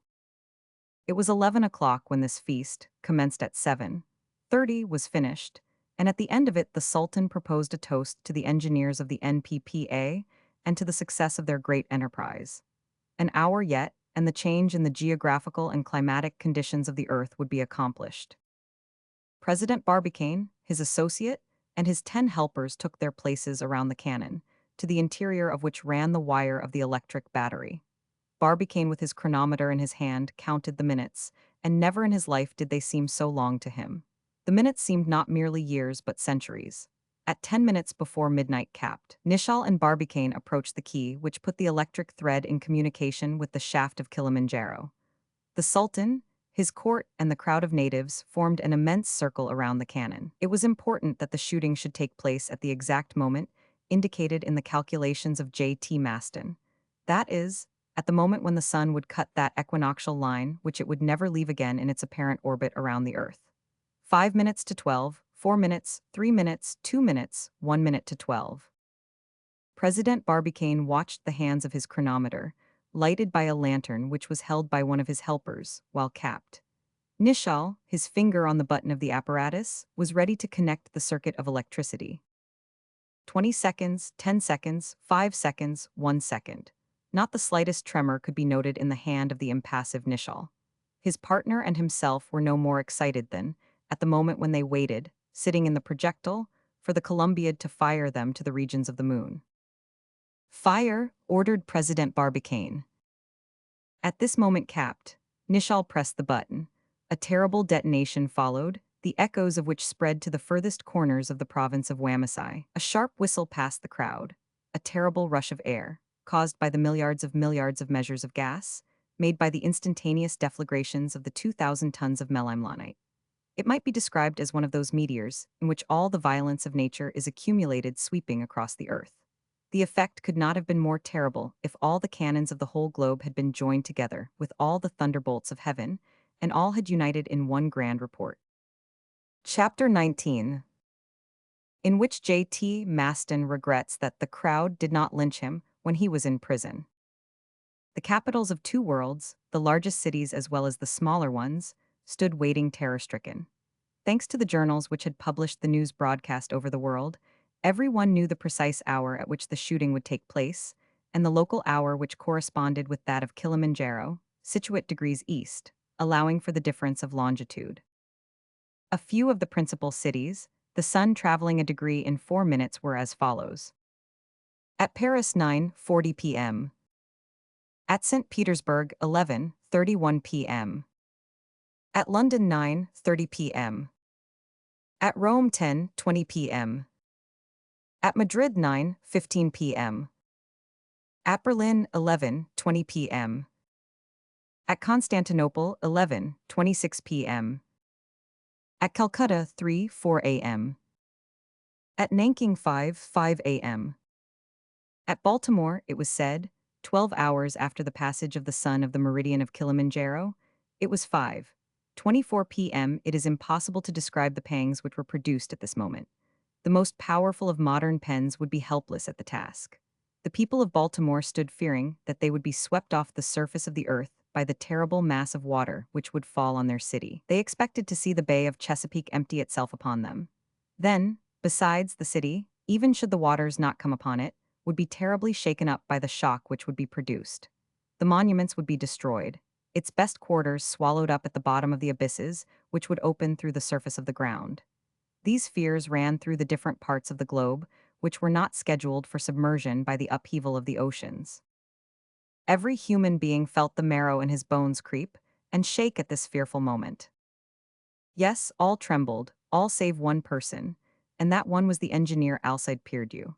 As he had not had time to make known to the public the discoveries which he had made by means of his last calculations, he drank a bumper of champagne to the health of both worlds in the café of one of the best-known hotels. Just as the 24th minute after 5 o'clock, corresponding with midnight at Kilimanjaro, was reached. At Baltimore, nothing. At London, Paris, Constantinople, Berlin, nothing, not the least shock. Mr. John Milne, standing in his coal mine at Chamoquis with a seismometer which he had arranged there, did not note the least abnormal movement in the earth's shell in this part of the globe. In Baltimore, the heavens were cloudy, and it was impossible to note in the apparent movement of the stars any derangement which would have indicated the change in the earth's axis. What a night J.T. Maston passed in his place of safety, which was unknown to all save Mrs. Evangelina Scorbitt. He was beside himself, this visionary engineer. He could not rest in his place of hiding. He seemed to have grown old in one day, and looked sharply out to see if the daily course of the sun was modified. This would have been a certain proof of the success of his work. This change could not be seen even on the morning of the 23rd of September, because at this date, the star invariably rises in the east for all points of the globe. The next day the sun traveled over the horizon, the same as it had always done. The European delegates had assembled on the platform of their hotel. They had by their side instruments of extreme precision, which would enable them to note if the sun took a course in the direction of the equator. Well, nothing changed. A few minutes after the rising of the sun, the great disk inclined away towards the Australian hemisphere. Nothing was changed in its apparent course. Major Donellan and his associates saluted the heavenly torch with enthusiastic hurrahs and gave it a reception like a favorite star in the theater. The heavens were in superb condition, the horizon free from the vapors of the night. Never did the great sun god present a more beautiful aspect in such splendid condition before the astonished public. And precisely at the place marked by the laws of astronomy, said Eric Baldenak. Yes, by our old astronomy, said Boris Karkoff, and these fools pretended to destroy it. Well, they will have their expenses to pay and ridicule to endure besides, added Jack Jansen, by whose voice Holland seemed to speak all alone. And the Arctic regions will eternally stay under the ice as they have discovered, said Prof. Jan Harold. Hurrah for the sun, said Major Donellan. Such as it has been and always will be sufficient for our Earth. Hurrah, hurrah, repeated in single voice the representatives of old Europe. At this moment, Dean Toodrink, who had not said anything so far, made this very cautious remark. But perhaps they did not shoot yet. Not shoot yet, said the major. Heaven grant that they have fired off the cannon twice rather than once. And that was exactly what J.T. Maston and Mrs. Evangelina Scorbitt were saying. The wise and the ignorant were united this time by the logic of the situation. Even Alcide Pierdeux repeated it and added, even if they did shoot, what is the difference? The earth will not stop waltzing on its old axis and turning as it used to do. In fact, no one knew what had happened at Kilimanjaro. But at the close of the day, an answer came to the question, which was engrossing the attention of mankind. A cablegram arrived in the United States, and here is what this dispatch, sent by Richard W. Trust, consul at Zanzibar, contained. Zanzibar, September 23, 7:25 a.m., to John S. Wright, Minister of State. The cannon was fired off yesterday evening at midnight exactly by the device board in the southern part of Kilimanjaro. Passage of the projectile was accompanied with a powerful whir and terrible detonation. Whole provinces destroyed by the concussion of the air. Ocean agitated as far as the Mozambique Channel. A large number of vessels disabled and thrown on the coast. Towns and villages destroyed. Everything else is well. Richard W. Trust. Yes, everything else went on well. Nothing had been changed in the state of worldly affairs save the terrible disasters produced in Wamasai, which was partly deluged by the artificial waterspout, and the shipwrecks which were produced by the current of air. The same thing precisely happened when the Columbiad threw its projectile to the moon. The shock to the ground of Florida, was it not felt through a radius of 100 miles? Yes, certainly, but this time the effect should have been 100 times stronger. Whatever had happened, the dispatch gave two pieces of information to the interested people of the Old and New Worlds. First, that the enormous cannon had been erected in the flank of Kilimanjaro. Second, that the gun had been fired at the fixed hour.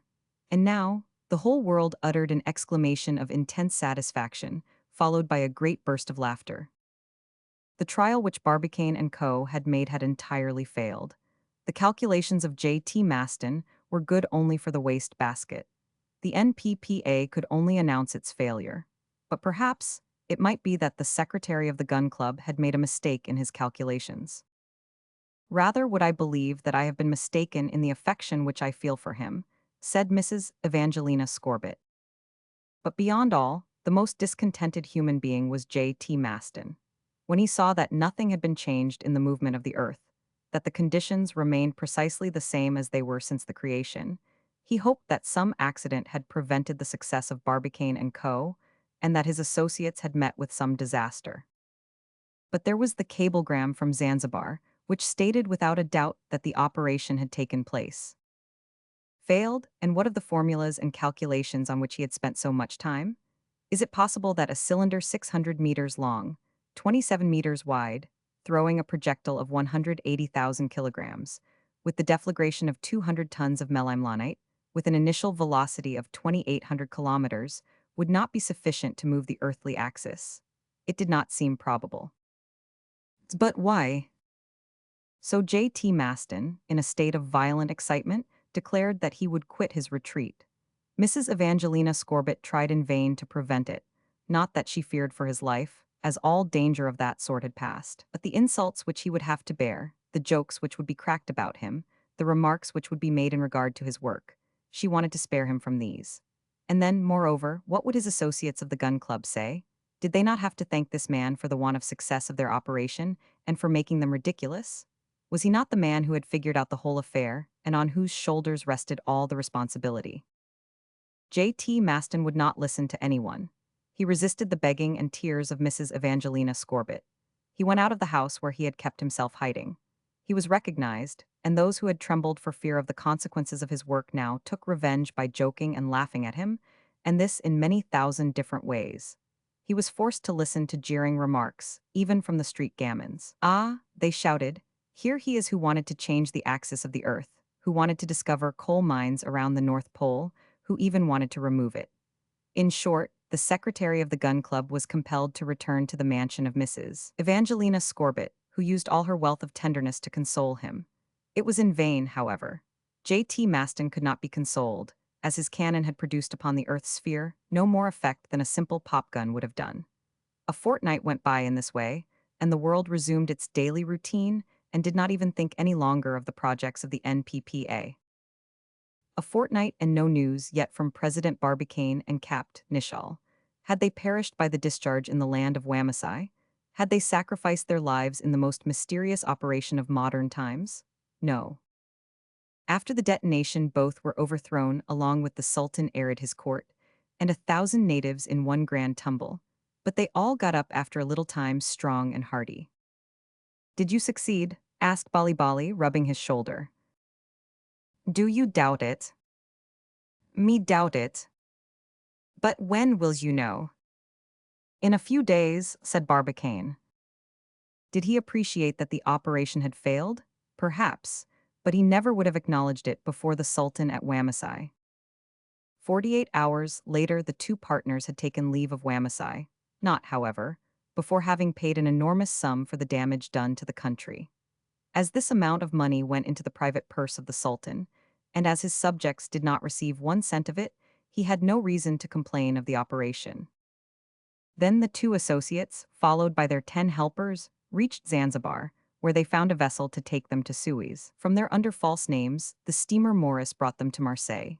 Then they took the train to Paris, where they arrived without having had any collision or accident, and taking the railroad to Havre they arrived in time to go to America by the Bourgogne of the transatlantic line. In 22 days they made the trip from Wamasai to New York, and on the 15th day of October the two knocked at the door of the mansion of New Park at 3 minutes past noon.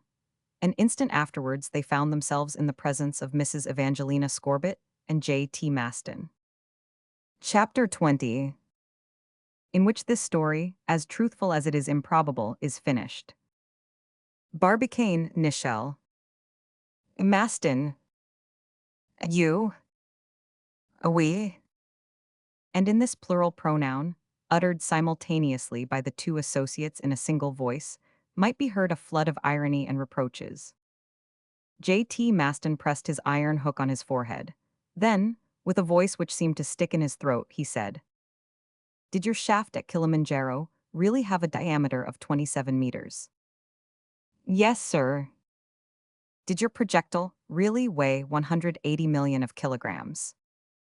"Yes." "And was the shooting really done with 2,000 pounds of melimlanite?" "Yes."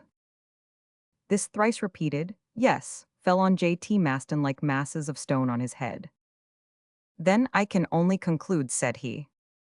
"What?" asked President Barbicane. "As follows," said J.T. Maston. "As the operation did not succeed, the powder did not give to the projectile an initial velocity of 2,800 kilometers." "Really?" said Captain Nicholl with a tone of sarcasm. Yes, your melimlanite is good only to charge pistols of straw. Capt. Nishal sprang up at this remark, which was an outrageous insult to him. Maston, said he. Nishal, you ought to be blown up with the melimlanite. No, gun cotton, that is more sure. Mrs. Evangelina Scorbett had to interfere and cool these two enraged gunners down. Gentlemen, said she, between associates. And anyhow, President Barbicane resumed with a very calm expression, what is the good of criminations? It is certain that the calculations of our friend, J.T. Maston, were correct, as it is certain that the explosive of our friend Nishal had sufficient power. Yes, we have only employed known quantities of science. We lacked experience. Why did we fail? Perhaps we may never know. Well, said the secretary of the gun club, we will commence all over again. And the money then which has been spent for this operation is a dead loss, observed Capt. Nishal. But public opinion, said Evangelina Scorbett, would not allow you a second trial. What will become of our Arctic region? Said Capt. Nishal. Where will the stock of the NPPA fall to? Said President Barbicane. Well, it had already fallen so far that the stock was offered at the price of old paper. This, then, was the result of the gigantic operation. This was the memorable fiasco to which the superhuman projects of Barbicane and Co. had led. If ever engineers, unlucky engineers were laughed at in public, if ever the newspaper made drawings, songs, and paragraphs not at all flattering to the people mentioned in them, this occasion exceeded them all. President Barbicane, the directors of the new society, and their associates of the gun club were universally sneered at. In every language they were made ridiculous, and to make it easier to the whole population of the world to read the scornful articles were printed in Volapük. In Europe, especially, all the remarks and songs to make the persons of the NPP ridiculous were spread broadcast. The greatest hit was made by a Frenchman, who composed a ballad which was sung in every concert hall of France and America. But will we never know to what the failure of this enterprise was due? Did this failure prove that the operation was impossible of realization, that the powers at the disposal of mankind would never be sufficient to bring about a change in the Earth's movement? Did it prove that the country around the North Pole would never be removed to those regions, where the sun and heat would melt the ice without human help? Information on this subject came a few days after the return of President Barbicane and Capt. Nishal to the United States. A very simple paragraph appeared in the Times of the 17th of October. Here is the article. We all know that the result of the operation to create a new axis has been nothing. However, the calculations of J.T. Maston, founded on established facts, would have produced the desired result if through an unexplainable slip an error had not been embraced in them from the beginning. When the celebrated secretary of the gun club took for a basis of his calculations the circumference of the Earth's sphere, he figured it at 40,000 meters in place of 40 million meters, and to which the failing of the operation is due. Where could such an error come from? Who could have provoked it? How could such a remarkable calculator commit such an error? It is certain that had the problem of the modification of the Earth's axis been correctly figured, it would have been exactly solved. But this forgetting of 3 zeros has made a change at the end of the calculation of 12 knots. It is not a cannon 1,000,000 times larger than that of 27 centimeters, which was necessary. A trillion of these cannons throwing a trillion projectiles of 80,000 tons, each would be necessary to displace the North Pole, admitting that the melimlanite had the expansive power which had been attributed to it by Capt. Nishal. Therefore, the whole shock under the conditions under which it was produced has displaced the North Pole only 3,000ths of a millimeter, and has only changed the level of the ocean at the most 9,000ths of 3,000ths of a millimeter. In regard to the projectile fired, it will be a small planet, and will belong in future to the solar system, sustained by solar attraction. Alcide Pierdeux. So this want of attention on the part of J.T. Maston at the beginning of his calculations had produced such a humiliating result for his company. But even if his associates were very angry against him, if everybody laughed and joked at him, it is only fair to state in his favor that this mistake, which had wrecked the operation, had spared the world a terrible catastrophe. A flood of telegrams and letters arrived from all parts of the world congratulating J.T. Maston on his mistake of 3 knots. J.T. Maston, more downhearted and crushed than ever, would not listen to the hurrahs which the world now uttered for him. President Barbicane capped Nishal Tom Hunter with wooden legs, Call Bloomsbury, the gay Bilsby, and his associates would never pardon him. But Mrs. Evangelina Scorbett, she could not be angry with him, most excellent lady. J.T. Maston had begun to do his calculations over again, refusing to admit that he was wrong at that point. He was, however, the engineer Alcide Pierdeux had not made a mistake. Having learnt his error at the last moment, when he had no time to make it known, he had remained perfectly composed among all the fright and terror of those about him. That was why he proposed a toast in champagne at the moment when the shooting was taking place in the old world. Yes, indeed, 3 knots had been forgotten in the circumference of the earth. Suddenly J.T. Maston remembered the whole matter. It was at the beginning of his work when he had shut himself up in the ballistic cottage and written the number 40 million on his blackboard. At that moment, the electric bell began to ring with great force.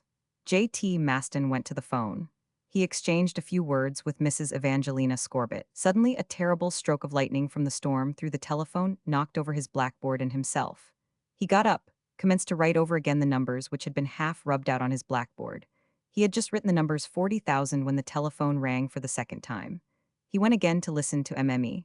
Scorbett, and when he did begin his work, he forgot to put on the last 3 knots of the earth's circumference. It was the fault of Mrs. Evangelina Scorbett. If she had not interrupted him, he would not have been thrown on the floor by the shock from the telephone. He would not have noticed anything of lightning and thunder, and all his mass of figures and calculations would not have ended in a mistake. What a terrible blow it was to this unhappy lady when J.T. Maston was compelled to tell her the circumstances which had produced the mistake. Yes, she was the cause of the disaster. It was on her account that J.T. Maston found himself dishonored through the long years which he bade yet to live, as nearly every member of the gun club usually lived to the age of 100 years. After this conversation at New Park, J.T. Maston had gone away from the mansion. He went back to his ballistic cottage and walked into his study muttering to himself, "Well, now I am not good for anything any more in this world." "Not even good enough to get married," said a broken voice at his elbow. It was that of Mrs. Evangelina Scorbett. Absolutely crushed and heartbroken, she had followed him. "Dear Maston," she began. "Well, yes," said he, "but only under one condition, that I shall never make any mathematical calculations." "My dear friend, I have a horror of them," answered the excellent widow. Thus it happened that the secretary of the gun club made Mrs. Evangelina Scorbett Mrs. J.T. Maston. In regard to the article of Alcide Pierdeux, we might say that it brought him into great celebrity and reputation. It was translated into all languages, printed in every paper, and thus his name became known all over the world. The father of his old sweetheart had refused him his daughter's hand, after telling him that he could not give him his daughter, as he was too smart. But now, after having read this article and being unable to understand it without any help, he began to feel sorry and know better. He sent him an invitation to dine with him and his daughter. Chapter 21. Very short, since enough has been said to make the world's population feel perfectly sure again. And now the inhabitants of the world could again be perfectly easy. President Barbicane and Capt. Nishal will not again begin that enterprise so woefully miscarried. J.T. Maston will not again figure out any calculations, however free from mistakes. The article of Alcide Pierdeux has told the truth. What the law of mechanics proves to us is that to produce a displacement of the axis of 23 degrees in minutes, even with the Melimlanite, a trillion cannons similar to the one which had been bored into the cliff of Kilimanjaro would be necessary. But our whole sphere, bored over its whole surface, is too small to accommodate them. Therefore the inhabitants of the earth may sleep in peace. To modify the conditions in which the earth is moving is beyond the efforts of humanity. It is not meet that mere humanity should change anything in the order established by our Creator in the system of the universe. End of the Voyage Extraordinaire.